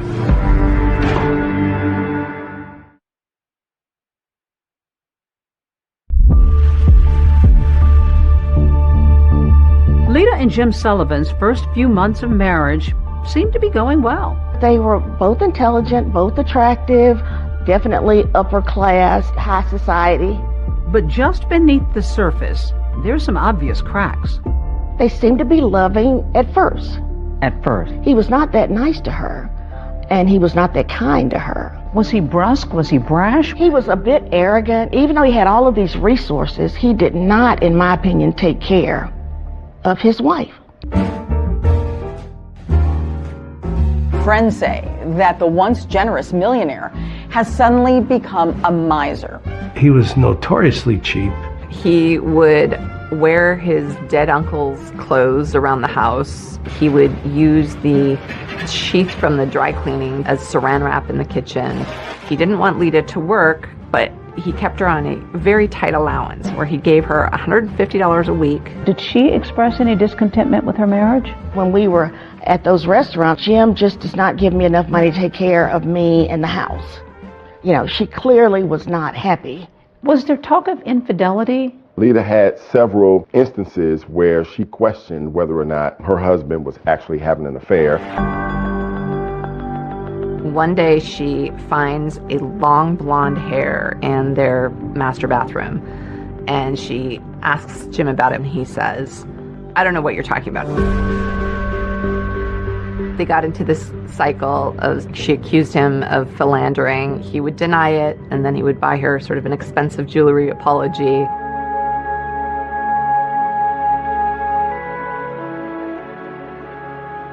Then, during the holidays one year, Lita makes another stunning discovery. A Christmas card came addressed to Jim. She opened it. A woman wrote in something like, missing your kisses. The woman's return address was on the envelope, so Lita went and spoke to her. And the woman said that she had been having an affair with Jim. Lita is distraught and goes home to be with her parents in Atlanta.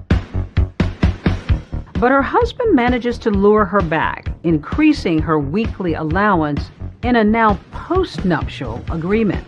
Now it's $300 instead of $150 a week, but it still shows that all of their assets belong to Jim. That's right, the successful business, Lita's Mercedes, multiple properties, even her jewelry, still belong to her husband in the event of a divorce. But in an attempt at reconciliation, Lita signs the postnup. Just a few months after Lita signs that agreement, without Lita knowing, Sullivan decides to sell Crown Beverages for $5 million. And that's not all. He tells her they're moving to Palm Beach, Florida. Lita was in shock. She had any clue that he was going to whistle her down to Palm Beach.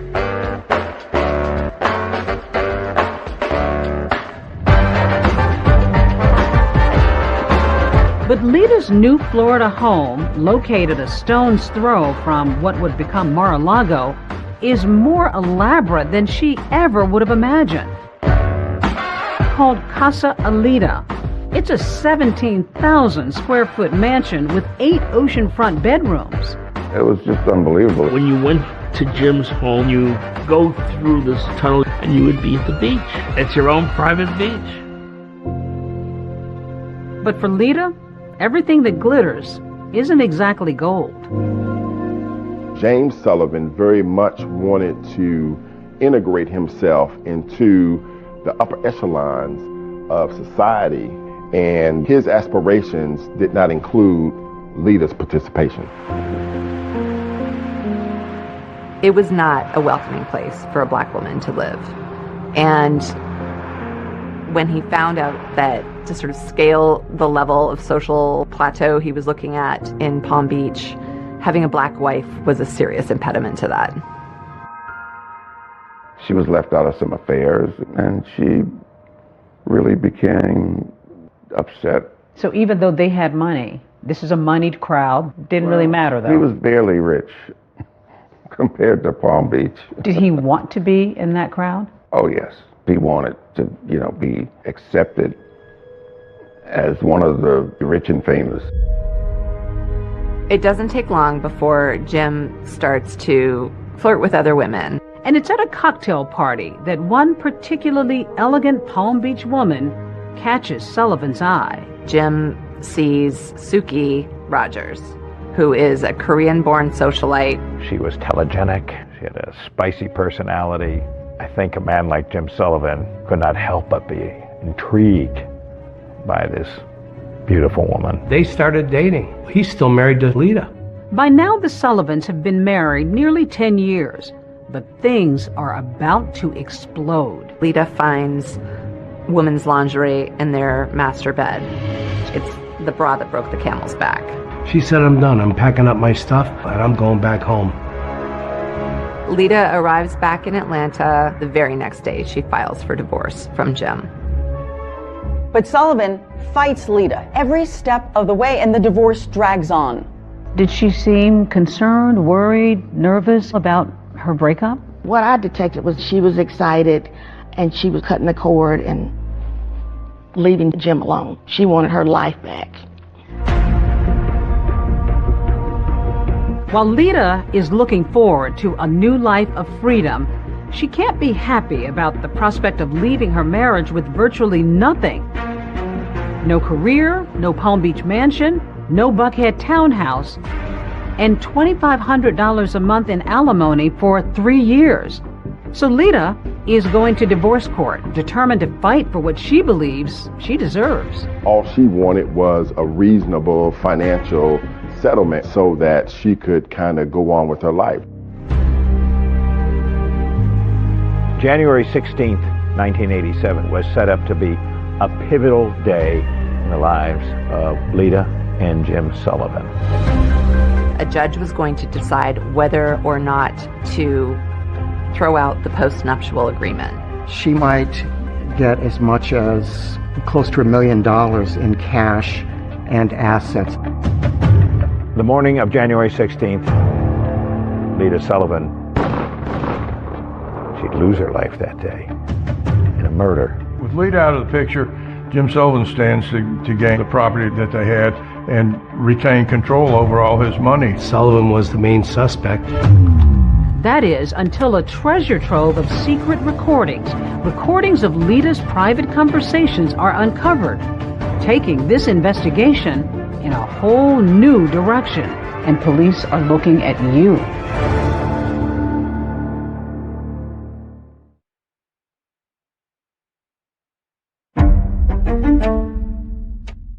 You know, you make a big circle and you put everybody in it that's close to Lita. Everybody's a suspect.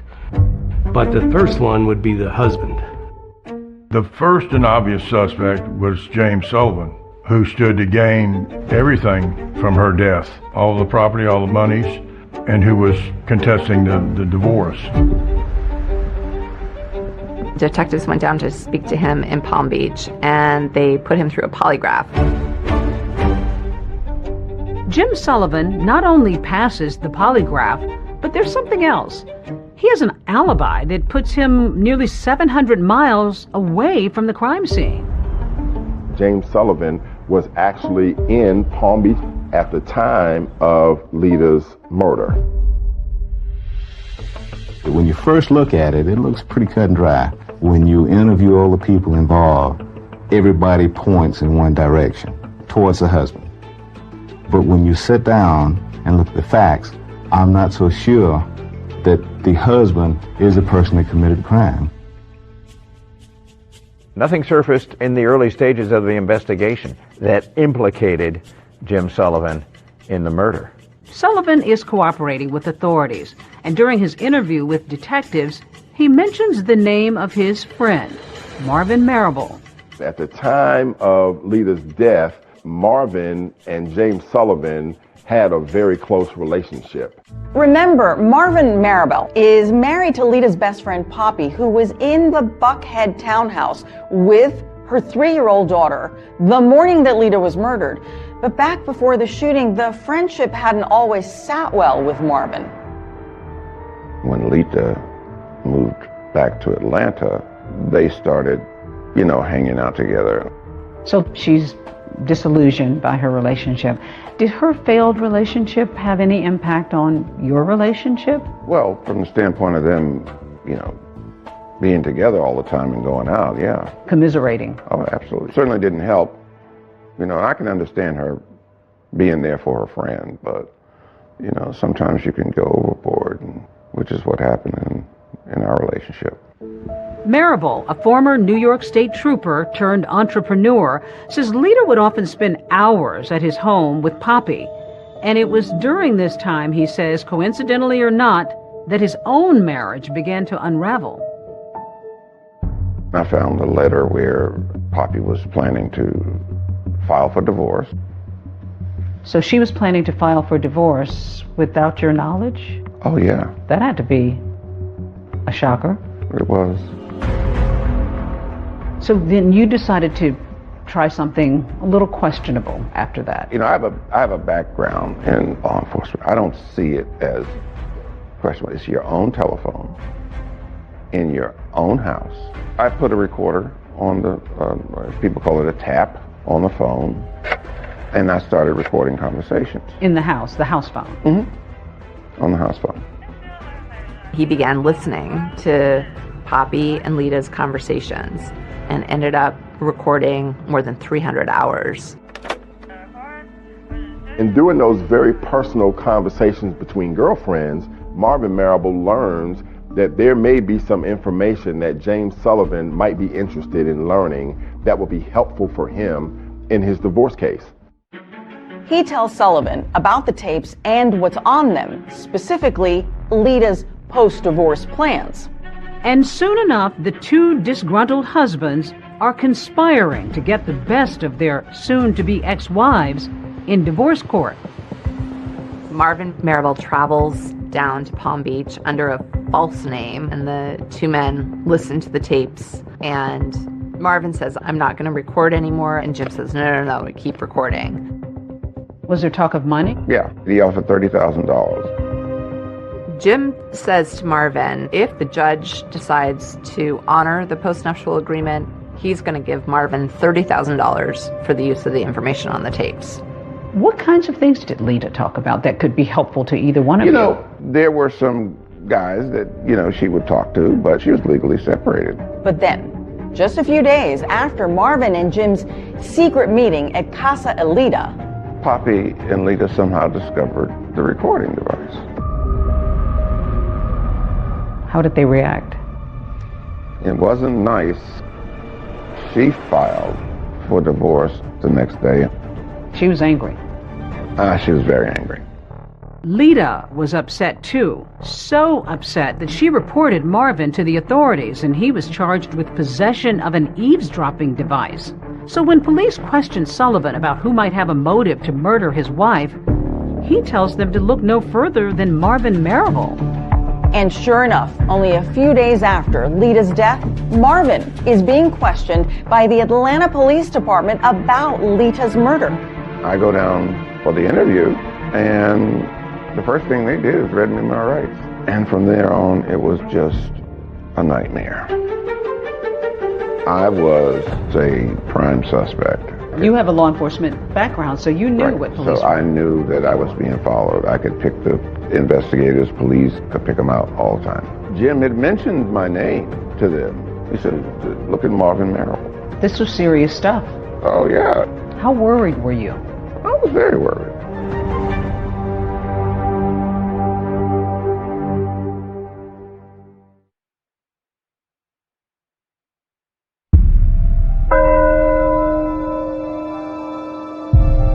Joanne and Emery McClinton were beyond devastated. Their eldest daughter was dead. Just 3 days after Lita's murder, they held a funeral. Days dissolve into months, and authorities are no closer to finding Lita Sullivan's murderer. The case is just sort of growing colder and colder by the minute. And while Marvin Marable might have been angry at Lita for pressing those charges against him for eavesdropping, there was no evidence he was responsible for her death. I know that people get wrongly accused, wrongly convicted, and so the only saving grace is the fact that I knew I was innocent. By process of elimination is you can determine the pieces that don't fit. And just eliminate them. The way in which we eliminated Marvin Marable as a suspect. There was just not enough to connect him directly to the crime itself. As for that eavesdropping device charge, Marvin was put on probation, which he completed, and then he was exonerated. But on those recordings Marable made, Lita had talked about other men, something that her soon-to-be ex-husband Sullivan pointed out to police. He made allegations that she was participating in extramarital affairs, and that perhaps this was the action of, a disgruntled boyfriend. We have a lot of major players. At this point in the investigation, we have a lot of suspects. One of the first men police question is a professional athlete. Lita and him had been friends when she was in Palm Beach. The police quickly found out that he was in prison for drug possession. That athlete is behind bars when Lita is killed, so clearly he can't be the trigger man. Then investigators turn their sights to a prominent Atlanta businessman. And he and Lita had been childhood friends, and they sort of rekindled their friendship. And they realized that he had no motive, and they found nothing that connected him. Authorities also take a hard look at another suitor who had taken Lita to dinner the night before her death, and get this, had also given her 2 roses. The suspect was a man named Bob Daniel, and Bob had had an incident a couple months before the murder where, in a drunken rage, he came to Lita's house, smashed his car into the garage, and as the cops were taking him away, he said, "I'm gonna kill that." So, serious red flag. But that lead didn't go anywhere either. Bob had just had quadruple bypass surgery. The police ultimately decided that Bob had nothing to do with it. It's the unknowing that makes it so difficult. And to know that there are individuals who may be walking around now planning and plotting to do the same thing to somebody else is abhorrent to me.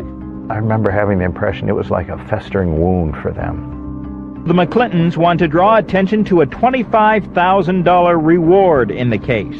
The cause of finding justice for Lita became their obsession, became their passion. The reward is for the arrest and conviction of those individuals responsible for our daughter's murder. To catch Lita's killer, the Atlanta Police Department assigns 2 veteran detectives to the case.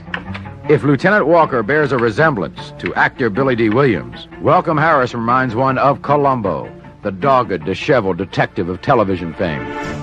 Building a murder case was like making a mosaic. You get a shiny piece of glass here, a gem there. You put it together and you hope that from it emerges the shimmering image of a killer. This particular case deals with what I consider to be high society. It contains a little bit of everything. Intrigue, mystery.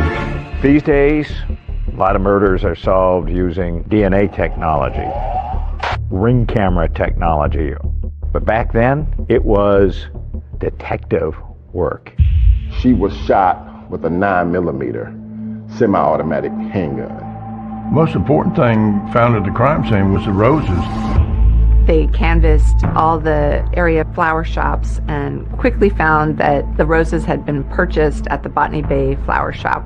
They interviewed the worker in there, and he told them that this guy came in about 8 o'clock and bought these roses and paid in cash and then left. And he was in a small car. The florist gave a description of the man buying the flowers and another man who was waiting in the car. So detectives know they're looking for at least 2 men.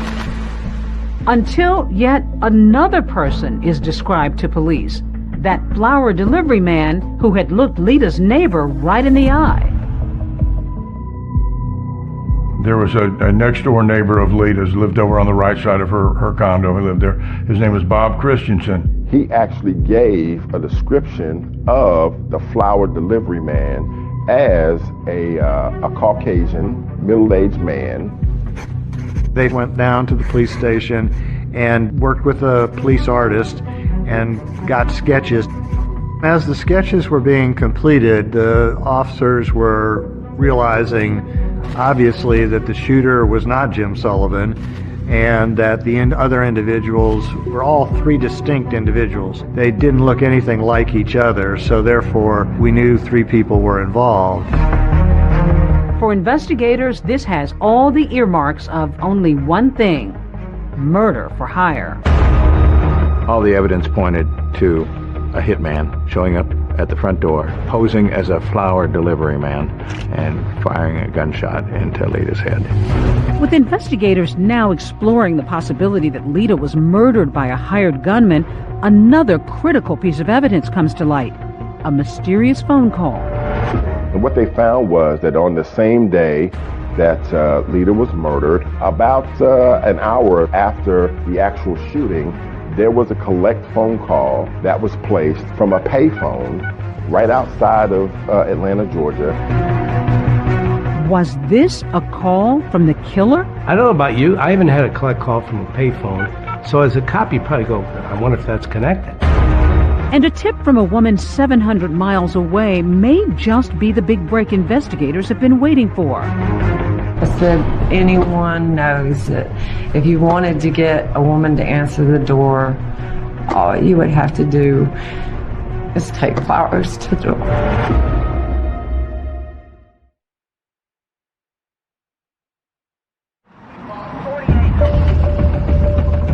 This was a huge puzzle of a case.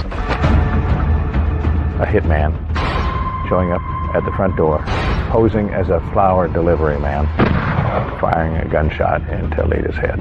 How did your puzzle-solving skills come into play? You figure out what fits and what doesn't fit. I want everyone listening to this to know that I am absolutely innocent. The loss of a daughter. They still don't have a murder weapon. But they do have witnesses. Do you know anybody who can possibly take care of my problem for me? Because I need some help here. Anyone knows that if you wanted to get a woman to answer the door, all you would have to do is take flowers to the door. She suggested the flowers. She suggested the flowers. You actually brought in a doorbell. Why? To have that sense of what Lita Sullivan experienced right before her murder. She's about to meet her maker.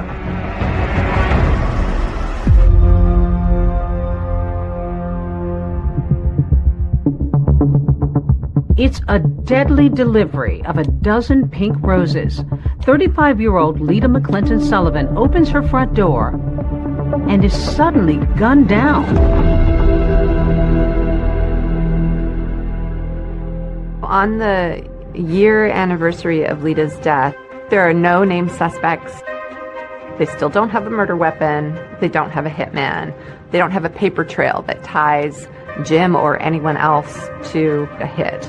But that's about to change when they get Jim Sullivan's phone records. On the same day that Lita was murdered, about an hour or so after the actual shooting, there was a collect phone call to James Sullivan's home in Palm Beach, Florida. It turns out to be from a rest stop in Swanee, Georgia, maybe 30 or 40 miles from Buckhead.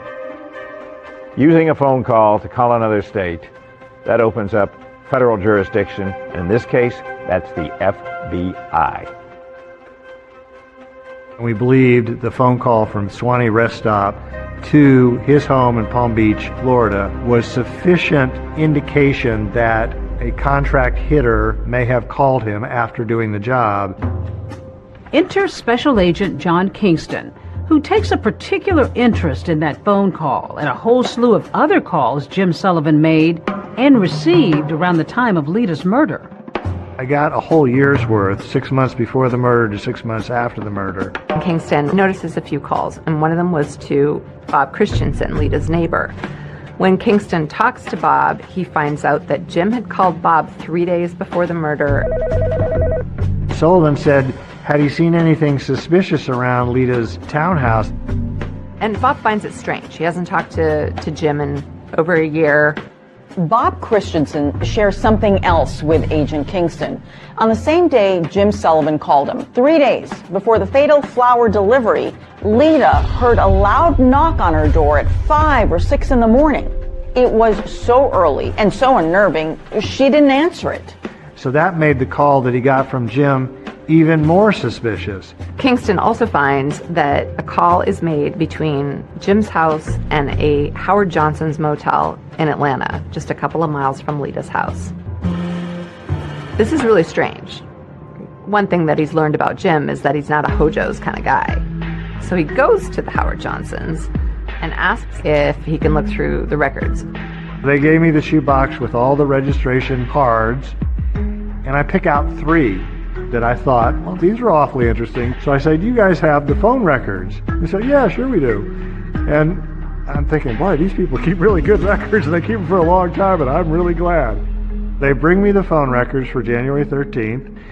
I'm flipping through them, and all of a sudden I see 305 Palm Beach, South Florida area code. And I'm pretty sure it's Jim's number. And so I check my records real quick, and I go, yep, that's his number. And then I look, and I said, oh, look, it's from 518. That's one of the 3 cards I pulled out.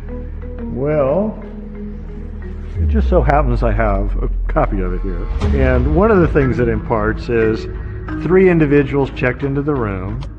The individual who actually registered used the name Johnny Furr, but 3 individuals is important to me because I think 3 people involved in the crime. They put their car down as a Toyota 85 with a North Carolina plate. We believe that a Toyota was the getaway car for the murder. So there's 2 coincidences already. But remember, these motel records are from January 13th. Lita was murdered 3 days later on the 16th. Special Agent Kingston is beginning to surmise that the killers may have tried and failed to get to her once before.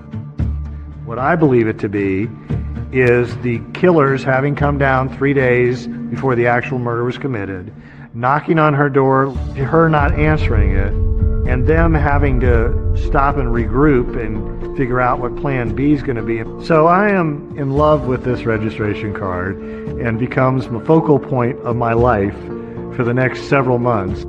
Kingston's next move is to locate this so-called Johnny Furr with the North Carolina license plate. And to my surprise, there are 150 John or Johnny Furrs in North Carolina. But to my great surprise, 115 of these 150 are in a very small circle in North Carolina, between the 3 cities of Albemarle, Concord, and Kannapolis. They're going to knock on every door and find this Johnny Furr. Of course, they're coming from Georgia, and anytime the FBI goes and investigates in another state, they need that state's approval. And just as they're about to get to the state border, their boss calls them and says, North Carolina's denying you entry, and they'll take it from here. And that pretty much kills my case. that kills my case. Yeah, soon after that, Agent Kingston is transferred to another job, and that whole investigation just sort of fades away. Meantime, in Palm Beach, Jim and Suki are living the high life. So with Lita out of the picture, Jim is free to marry Suki, which he does 8 months after Lita's murder. He's thinking that he's the cat's meow. Eating in restaurants in Palm Beach, going to parties, got another attractive woman on his arm. Jim drives around town in a Rolls Royce and gets into a fender bender and has to go to traffic court. Jim says to the judge, well, you've misunderstood. I wasn't even driving that day. Suki was driving. So the judge says, we're going to throw it out. However, the cop who was on the scene catches wind, and he says Suki wasn't even in the car that day. It was Jim driving alone. So now Jim has perjured himself, as has Suki. Jim ultimately got convicted of perjury, was given a year probation and a year of home confinement. Suki Sullivan also receives a year of probation. Suki's freaking out. When she gets charged with perjury on his behalf, she's like, I'm done with this. Suki files for divorce from Jim. And the trial that follows is the juiciest, craziest gossip in town. So when it's Suki's turn to testify, she drops a bomb. Did he talk to you about his former wife? Lee, Yes. tell me what it was he said to you about Lita. You can hear a pin drop. It's a big moment.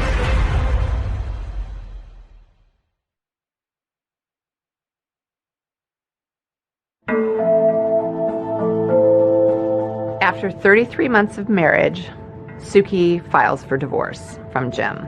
Not surprisingly, it's another disputed divorce.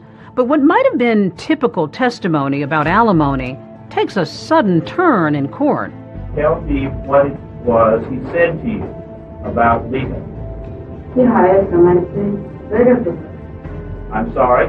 He hired someone to rid of her. She claimed that he confessed to her that he had Lita killed. This became a bombshell in the investigation of the murder of Lita Sullivan. Suki Sullivan's divorce testimony may be big news for the FBI, but it has zero impact on the divorce judgment, which favors her husband, Jim Sullivan, in nearly every way. His divorce was complete, but his life with turmoil was just beginning. The opulent ocean-facing Palm Beach Palace may look like something out of The Great Gatsby, but while we watched, a new chapter in a crime story was unfolding. We develop information here at WSB. There's going to be a raid on Jim Sullivan's Palm Beach mansion, and that is the biggest break in the Lita Sullivan case since the murder itself. Investigators from the FBI, Atlanta Police, and the Georgia Bureau of Investigation were on the grounds of a mansion identified as that of James Sullivan. All of a sudden, Jim Sullivan is clearly in the crosshairs of federal authorities. They got a tip that Jim, now a convicted felon, has guns in the house. Of course, you're not allowed to have guns if you're a convicted felon. So they put together a sweeping affidavit to get a search warrant. We did see a number of guns loaded into a car and this box carried out. When they found the guns, he was in violation of his probation, and so he went to jail for 9 months. All this time, a federal grand jury has been convening in Atlanta. They've got what they found in the mansion. They got what they found in the phone records. They've got Suki Sullivan. They've got the neighbors. What they don't have are the identities of the hit team. There's a problem, though. We, the federal government, have a 5-year statute of limitations, which is going to be up on January 16th of 92. With 5 or 6 days to go before it expired, the U.S. Attorney made a bold decision. We're going to take our best shot with what we got right now, so they indict Jim Sullivan. Jim Sullivan is indicted on multiple counts of arranging Lita's murder for hire through interstate phone calls. Millionaire James V. Sullivan is on trial in connection with an alleged murder for hire plot. Here he arrives for the first day of trial testimony. It was a trial that transfixed Atlanta. I mean, it was something we were covering on basically a daily basis. But we couldn't have it on camera because it's federal court. It looks like the family is finally going to have some accountability for the murder of their daughter, Lita. The prosecution suggests the killers were calling Sullivan from the rest stop to say the job was done. The defense suggests otherwise. Jim Sullivan is lawyered up with the best criminal defense lawyers that you can find anywhere in Atlanta and maybe in the whole country.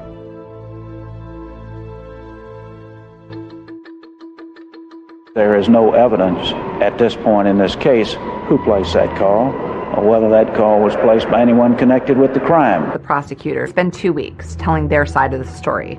Suki, the woman he married months after Lita's death, delivered some of the most dramatic testimony the jury has heard.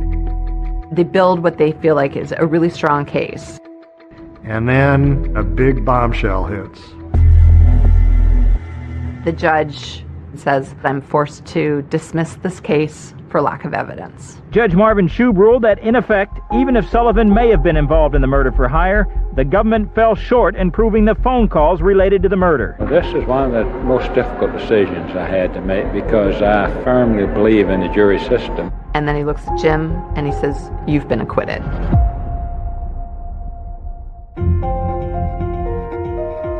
This was ultra shocking.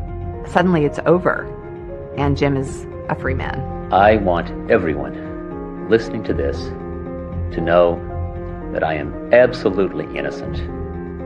I had nothing to do with Lita's death.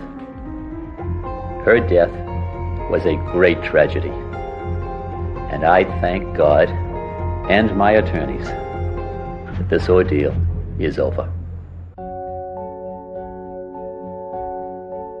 The family at that point, I guess, is just sort of at a loss.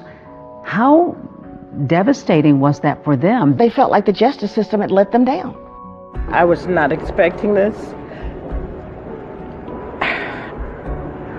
It's extremely difficult. The system today is weighed in the favor of the defense. James Sullivan seems to have gotten away with murder. But Lita's parents aren't giving up. They file a wrongful death suit in Palm Beach, Florida, and they win. We, the jury, return the following verdict. The jury deems that Jim is guilty of wrongful death. Total damages of the estate of Lita McClinton Sullivan, $4 million. But Sullivan is able to hide his assets and not pay any of the civil judgment. Jim Sullivan appealed their civil judgment, and he won by having the Florida court say that they had filed it after the Florida statute of limitations. Once again, Jim has wiggled out of any responsibility, and the family is left dumbfounded. Until a call is received out of the blue. A young woman comes forward. It proved to be the break in the case that everyone was looking for.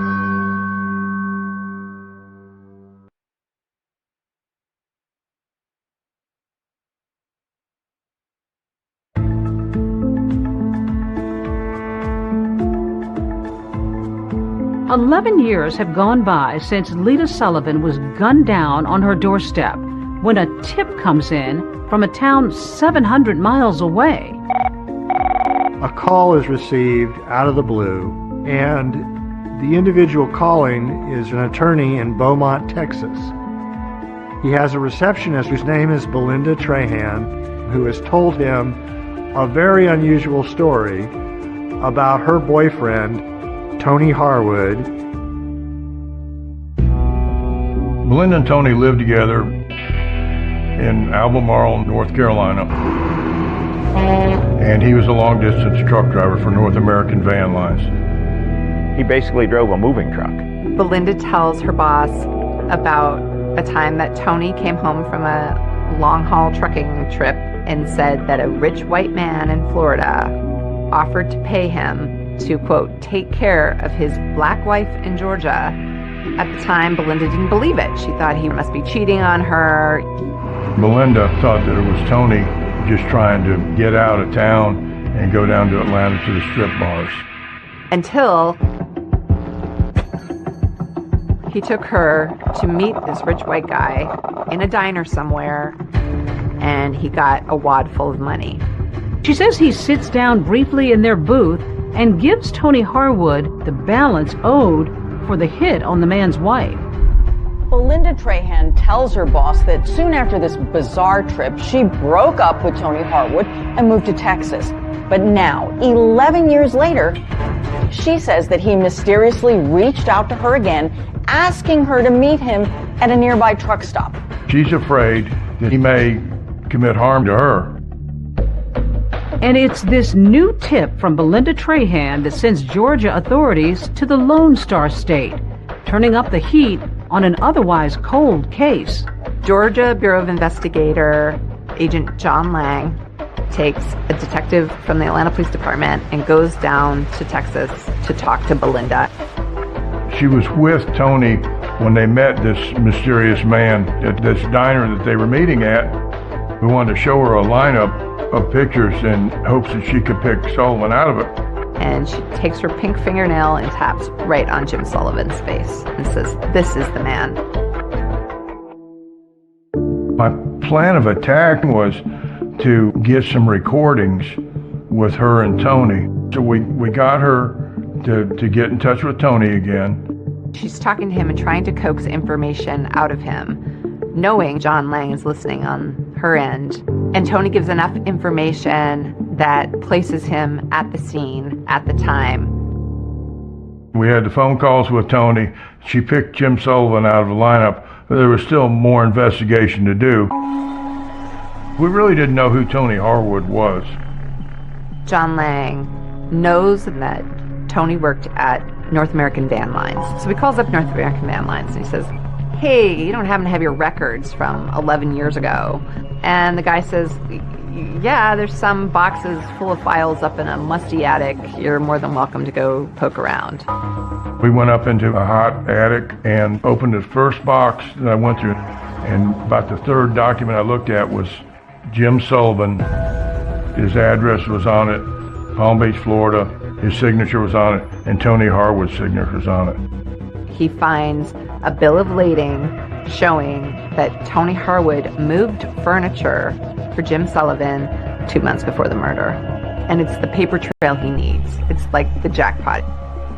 Astounding. I don't know any other way to explain it. I mean, open this box and like the third record I look at, here it is. I mean, it just like it was meant to be.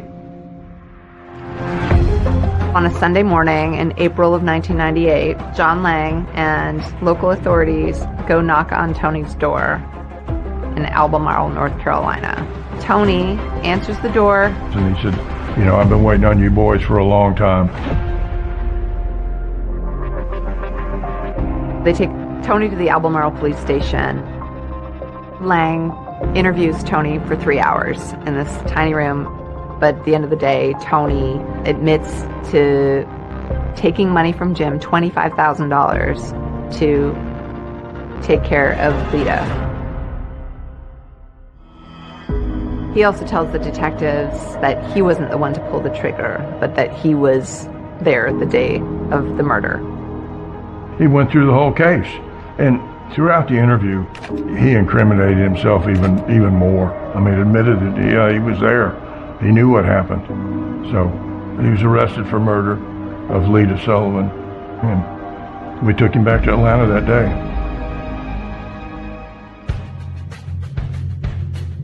After Tony's arrest, things moved pretty quickly.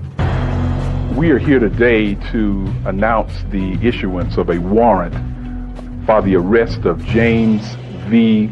Sullivan. They got enough to get Sullivan, and now boom, Sullivan hears of this and blows. He takes off.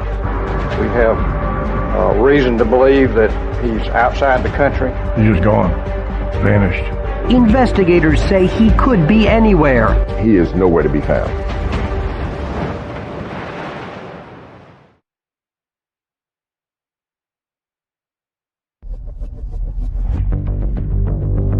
We certainly do not know where Mr. Sullivan is. We have reason to believe that he's outside the country. More than a decade after his wife Lita was murdered, Jim Sullivan seems to be playing a game of catch me if you can with authorities. There is an international manhunt for James Sullivan.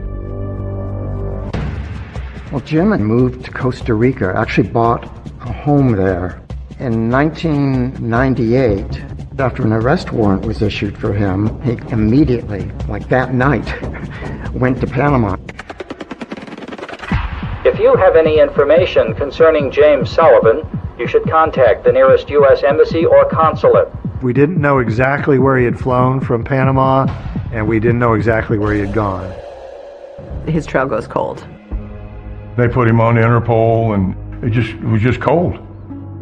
They've tapped phone lines, anybody that he might have called, and he's called no one, not even his mother. There was a few tips that came in. The tips are just dead ends. The McClintons, they're dumbfounded that this guy could, get away again. But in late 1999, with Sullivan still completely off the grid, the heartbroken Emery and Joanne McClinton do get some good news. Last week came this, a court decision reinstating a $4 million judgment against Jim Sullivan in connection with a wrongful death case brought in effect by Lita's estate. Lita's family and law enforcement officials hope that a renewed hunt for Sullivan's money will help smoke him out. Where you find Sullivan's money, you're going to find him close by. But even this goes nowhere. Fast forward to 2002. There is no sign of Jim Sullivan. We tried every effort in our arsenal to try and locate him, to put him on the FBI's wanted list, but to also put him on the top 10 list, which is very unusual. You don't get on the top 10 list very easily. Then we also featured him on America's Most Wanted. The most recent picture we have of Sullivan is at least 5 years old, so the FBI age-enhanced this photo, which may bear a closer resemblance to Sullivan's appearance today. If you recognize James Sullivan from either of these photographs, call us now at 1-800-CRIME-TV. A man sees America's Most Wanted on television and goes, I know that guy. He lives in my condo complex in Chiam, Thailand. And sure enough, he calls the authorities. He went to Panama, to Venezuela, and eventually to Thailand, where he got a beachfront condo. He spends his days walking on the beach, sitting by the pool, occasionally playing tennis, as though no other troubles in the world. The Thai police knock on Jim Sullivan's door on July 2nd, 2002, and say, you're under arrest. The McClintons can hardly believe it. We found out from the FBI, and that was a moment of jubilation. 15 years is a long time to concentrate on the loss of a daughter. And we had determination, and we had the will, and we also had all of these individuals behind us.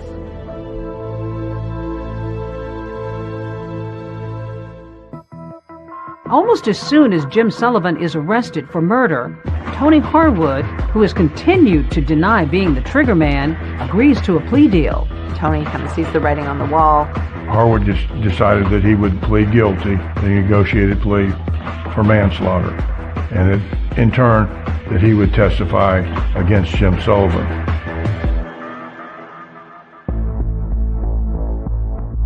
It took 2 years, but he finally was extradited back to Atlanta in 2004.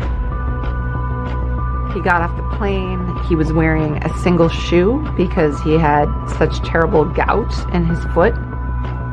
But he gets off and gets taken to Fulton County Jail. And there's this sort of cumulative sigh of relief.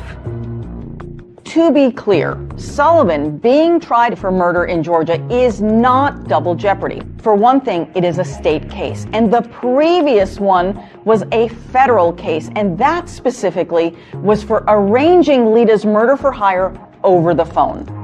The elected district attorney appoints me along with a couple of other lawyers to prosecute the case. This was a huge puzzle of a case. Right. How did your puzzle-solving skills come into play?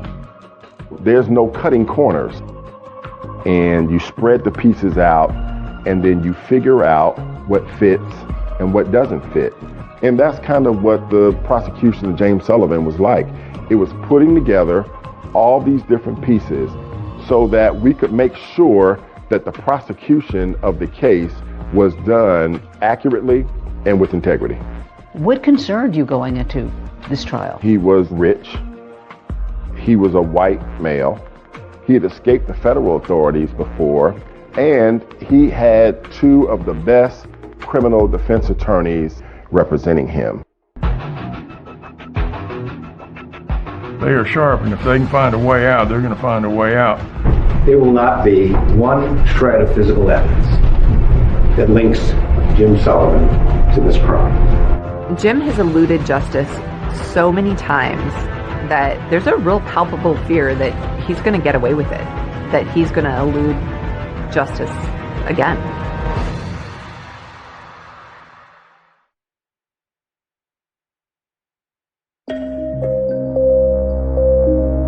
After nearly 20 years, Jim Sullivan is finally on trial here in Fulton County for the murder of his wife, Lita. For her heartbroken parents, this day couldn't come soon enough. The pain, believe it or not, it increases. It does not decrease. The shock decreases. The depression decreases. But the pain continues. It was an A-team of prosecutors, great courtroom performers. Clint Rucker was the lead prosecutor, and Anna Grain, Kelly Hill, Sheila Ross. And the evidence will show that the person who sent that hitman to Lita's door is the only person in the world who could have profited from her death. It is the only person in the world who met Tony Harwood and paid him off for killing her, and is the only person in the world who fled halfway around the world to avoid facing you. Jury was 9 women and 3 men. The jury is also racially mixed. Jim Sullivan had Ed Garland and Don Samuel, again, the people who won that big courtroom victory against the feds. What the state relies on is 2 types of evidence. Circumstantial evidence, and then the testimony of con men. The state initially started out the nature of the crime and what happened that morning. I heard 2 sounds. They sounded to me like steel hitting steel. I just didn't want to believe that it was a gun. And so I hesitated for a second, and then I really knew that it was a gun. She was able to squeeze my hand each time I spoke with her, like she understood what I was saying. And for many, many years after this, I thought that's all it was. And then one day I realized that she was comforting me more than I was comforting her. That was the sort of lady I felt she was. They had the phone calls that the FBI had found. There was a call from this room to Mr. Sullivan's home at 7:44 in the morning. But all this testimony notwithstanding, it's Belinda Trahan and Tony Harwood who everybody wants to hear from. Belinda Trahan was the most important witness in the case. He told me that some white guy who wanted to take out his black wife. I didn't believe it. Why not? I've been with him for 3 years, over 3 years. I mean, I figured he met someone because we were on the outs. Most chilling about Belinda's testimony is that she confirms that there was at least one failed attempt on Lita's life. She testifies that when Tony had gone to Lita's house on January 13th, that she didn't come to the door. They drove back to North Carolina and told Belinda that, it didn't work. But Belinda testifies that hearing that from her boyfriend left her incredulous. I said, just don't even lie to me. I said, because anyone knows that if you wanted to get a woman to answer the door, all you would have to do is take flowers to the door. Did you in any way mean for that to be a suggestion as to how to get the job accomplished? No, not at all. Here's Belinda Trahan, and she is falling on the sword about what she did. She suggested the flowers. She suggested the flowers, and she admitted that on the stand. You brought in the diner booth where they sat. Why couldn't you just tell the jury and show pictures? I want you to see the puzzle once it's all put together. Yeah, I can show you the box. I can show you a photograph of it. But when I put it together and I show it to you, you'll never forget it. Pushed the paper across the table like this, and then Tony put his hand on it and took it from there. And there was a particular moment when she is asked to stand up in court and identifies the person she witnessed give Tony Harwood an envelope full of money. Please, point him out. It's right there. He can't even make eye contact. Your Honor, may the record reflect the witness has identified the defendant, James Sullivan. But if prosecutors feel like Belinda Trahan's testimony is helping their case, they have to know that it's just as big a risk to put Tony Harwood on the stand. Can you show the jurors the body language Mr. Sullivan used and the tone of voice, if it's possible, that he used when he was explaining to you that his wife Lita was a problem? You know, I've got this wife of mine up in Atlanta, and she is just trying to take everything I've got. And I don't know what to do about it. I need someone to take care of my problem. Do you know anybody that can possibly take care of my problem for me? Because I need some help here. We could prove Tony Harwood and James Sullivan actually met each other. So I spent the first part of Tony Harwood's examination confirming his signature on the hotel receipt. And I put signature, Johnny Fur. The fact that he actually went to the flower shop. Who actually went inside the flower shop to purchase the flowers? I did. They had Tony Harwood saying that he was the one who made the collect call to Jim Sullivan's house. What did you say to him? I said, Merry Christmas. And he said, I understand. And that was it. What were you trying to convey to Mr. Sullivan by giving him that signal, those code words? That his problem was taken care of. The defense had their chance to cross-examine Harwood. Not a single question. The two key witnesses were, of course, Belinda Trahan and Tony Harwood. And so, in closing arguments, the defense assailed their credibility. You should reject everything that came out of his mouth. Harwood says envelope in the bathroom. She says an envelope at this booth over here. Garland presents to the jury a letter-sized envelope stuffed with bills. Harwood had said it was all cash in $20 bills. See, oops, some of it fell out. There's some more. It won't fit in an envelope. The whole story just doesn't make sense. In your closing arguments, you actually brought in a doorbell. Why? What was the point? I wanted the jurors to have that sense of what Lita Sullivan experienced right before her murder. An ordinary moment. In an ordinary moment. The second reason why I did it is because James Sullivan liked to read books. And one of his favorite authors wrote a book called For Whom the Bell Tolls. I am going to ask you through your verdict of guilty to each and every count to tell James Vincent Sullivan for whom the bell tolls. Tell him that it tolls for thee. For you. For you. And then I rang the doorbell 3 times.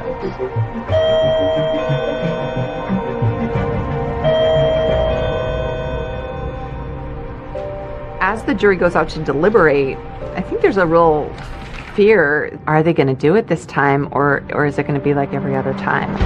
I do not see this as a slam dunk for the state. There's this anxiety. You're worried, but you're hopeful.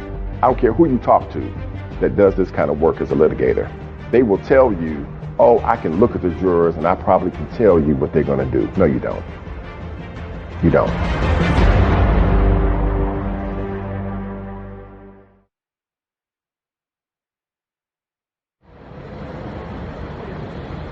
This is breaking news. We do have breaking news at this hour. The jury having reached a verdict in the trial of Jim Sullivan. The jury came back within a few hours on the same day. It was so silent, and the tension was just palpable. There's this anxiety. You don't know what it's going to be. You don't know how it's going to turn out. And you're worried, but you're hopeful. It's hard not to think of Lita's family, her parents especially, after so many fits and starts to win justice for their firstborn child. It comes down to this moment. The judge says, "Ma'am, would you publish the verdict?" And then from that moment until they get finished, nobody is breathing. Count 1, malice murder. We, the jury, find the defendant James Vincent Sullivan guilty of malice murder. and I got a chance to hug Emory McClinton. I had never been hugged so tight before. This was his baby. And we had finally, after 19 years, brought that man a sense of satisfaction. I'll never forget it. The conviction of James Sullivan was the biggest puzzle that I had solved in my career, and it is one that gave me the most satisfaction that I had ever experienced as a prosecutor. The court hears victim impact statements. What a loss it was to have Lita gone from their lives. I dream of Lita often. She is smiling and walking in my direction, and I in hers. But we never reach each other. The jury came back and gave him life in prison without the possibility of parole. I am so very pleased, and I'm happy. What we were waiting for was something in our judicial system, something to happen and to bring it all together, and that's what you see today. Why did it take 20 years, do you think? It goes back to the resources. He had privilege? White privilege, completely. He knew how to manipulate people, and he had the resources to do that. You've got a black victim, you've got a white defendant. Did race hover in this courtroom over this case at all? I think in our criminal justice system, unfortunately, race always permeates throughout a case. But I'm thankful to say the evidence in the case overcame that racial component. They never received any money. Is there money? Where is this money? He's been able to secret his money. For the McClintons, seeing him rot in a prison in South Georgia brings them a whole lot more satisfaction. This is a woman who you never met, I've never met, most of the people involved in this case never met her, and yet her life really made an impact. When somebody dies in this kind of manner, they don't stop being a member of the family, they don't stop being a member of the community, they never stop mattering.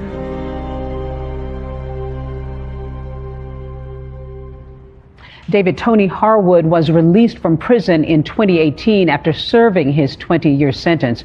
Jim Sullivan remains behind bars with no possibility of parole. As for the other two men who were seen at that flower shop, no one else was ever charged. That is our program for tonight. Thanks for watching. I'm David Muir. And I'm Deborah Roberts. From all of us here at 2020 and ABC News, good night.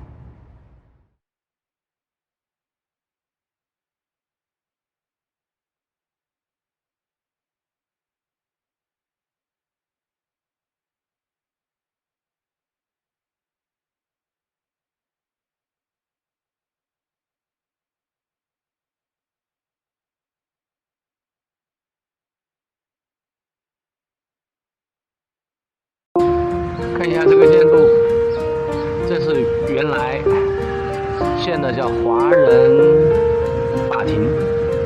建它的时候，就是因为这里的华人很多啊，有会纠纷啊，就是由华人自己来审判，里面的法官也都是华人。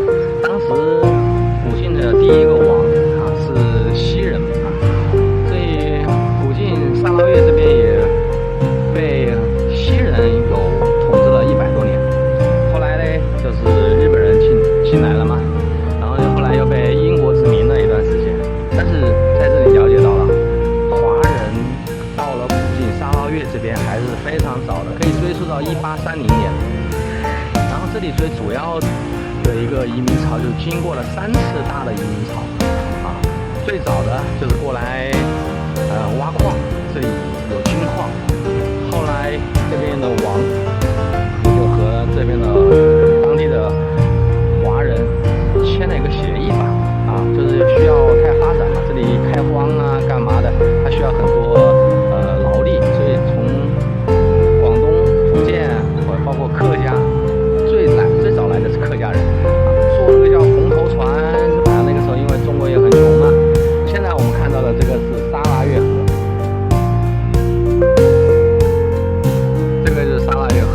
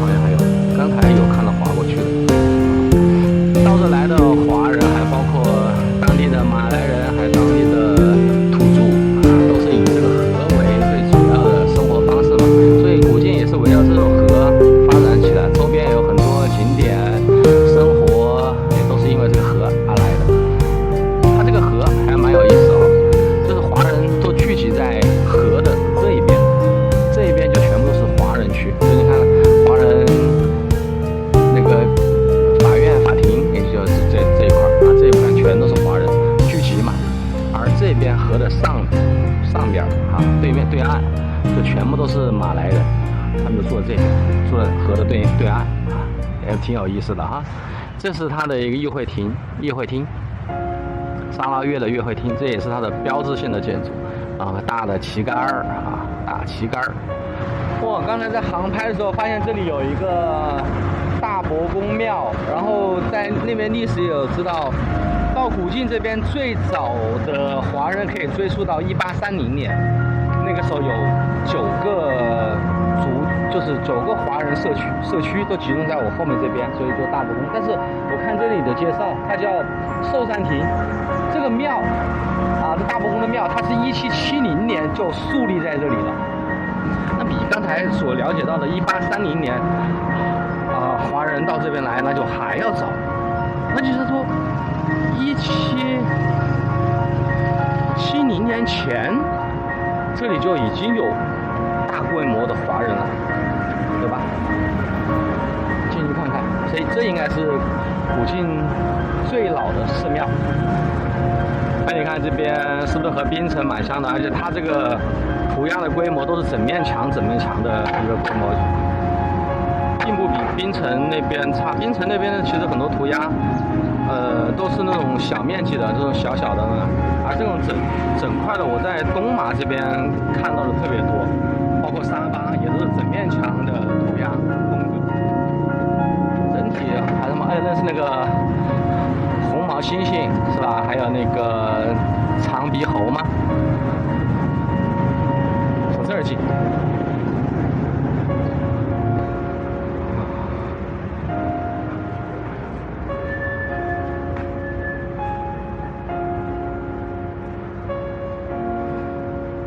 1770年，那这个寺庙比中国有的寺庙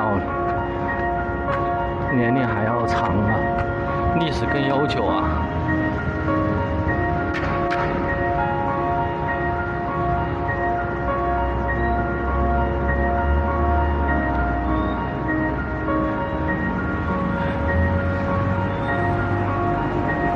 它这个整个庙建的这个高度，它是高于这个古晋市的一个街道的。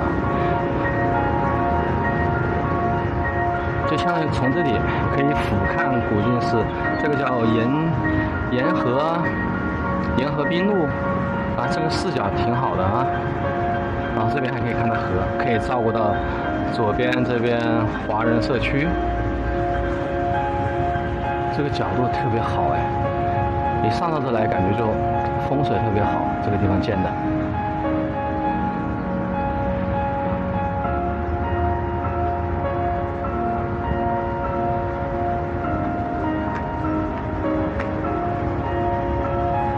这里好多贡品啊！哇，这都是新鲜的一些水果啊！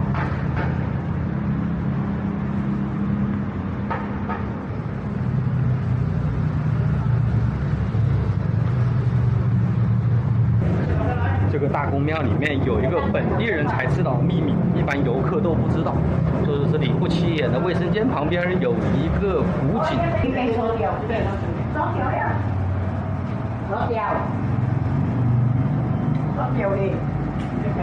我们可以来看看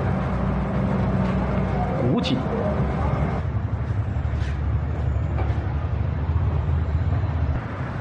哇，这边的祭拜习俗还蛮有意思的，和我们国内不一样。里面我第一次见到，里面是供奉着大伯公嘛，然后它下面有一只老虎模样的一个雕塑，然后上面写的是虎爷，可能有一定什么讲究。他们会把那些贡品啊，或者是钱啊，那个钱就会从那个老虎的头上面，这样抚摸一遍。然后有些贡品啊，吃的呀，肉啊，或者是些海鲜呐，就会往那个老虎虎爷口里面要放一下，有放的这样一个动作，然后再拿出来。包括鸡蛋啊，都会放进去，然后拿出来，就像喂食一样的，就喂那个虎爷。那就在那个神龛下面最下面，然后都会以跪拜的形式去，然后一个个的排队。哇，好有意思！这我们中国没有看到是这样的一个祭拜的形式哈，无非就烧香啊，跪拜啊，哎，他们是有这样一个行为啊。然后我看到里面还讲我的生肖，2023年的生肖相冲啊，哎，难怪2023年不顺啊，各种不顺啊，变化也很大，是吧？早知道哎，倒是来拜一拜。他说如果相冲的话，生肖相冲哈，可以有什么东西啊，有些讲究啊，包括那个祭品的东西品类啊，写的很详细的，你可以拜一拜什么的。但是有个好消息，就是2024年我的生肖不相冲，嘿嘿嘿，那就代表着是不是2024年就很顺呢？一切霉运就完了呢？哎，这个蛮开心的。这在国内就说迷信哈，迷信博主啊，迷信博主。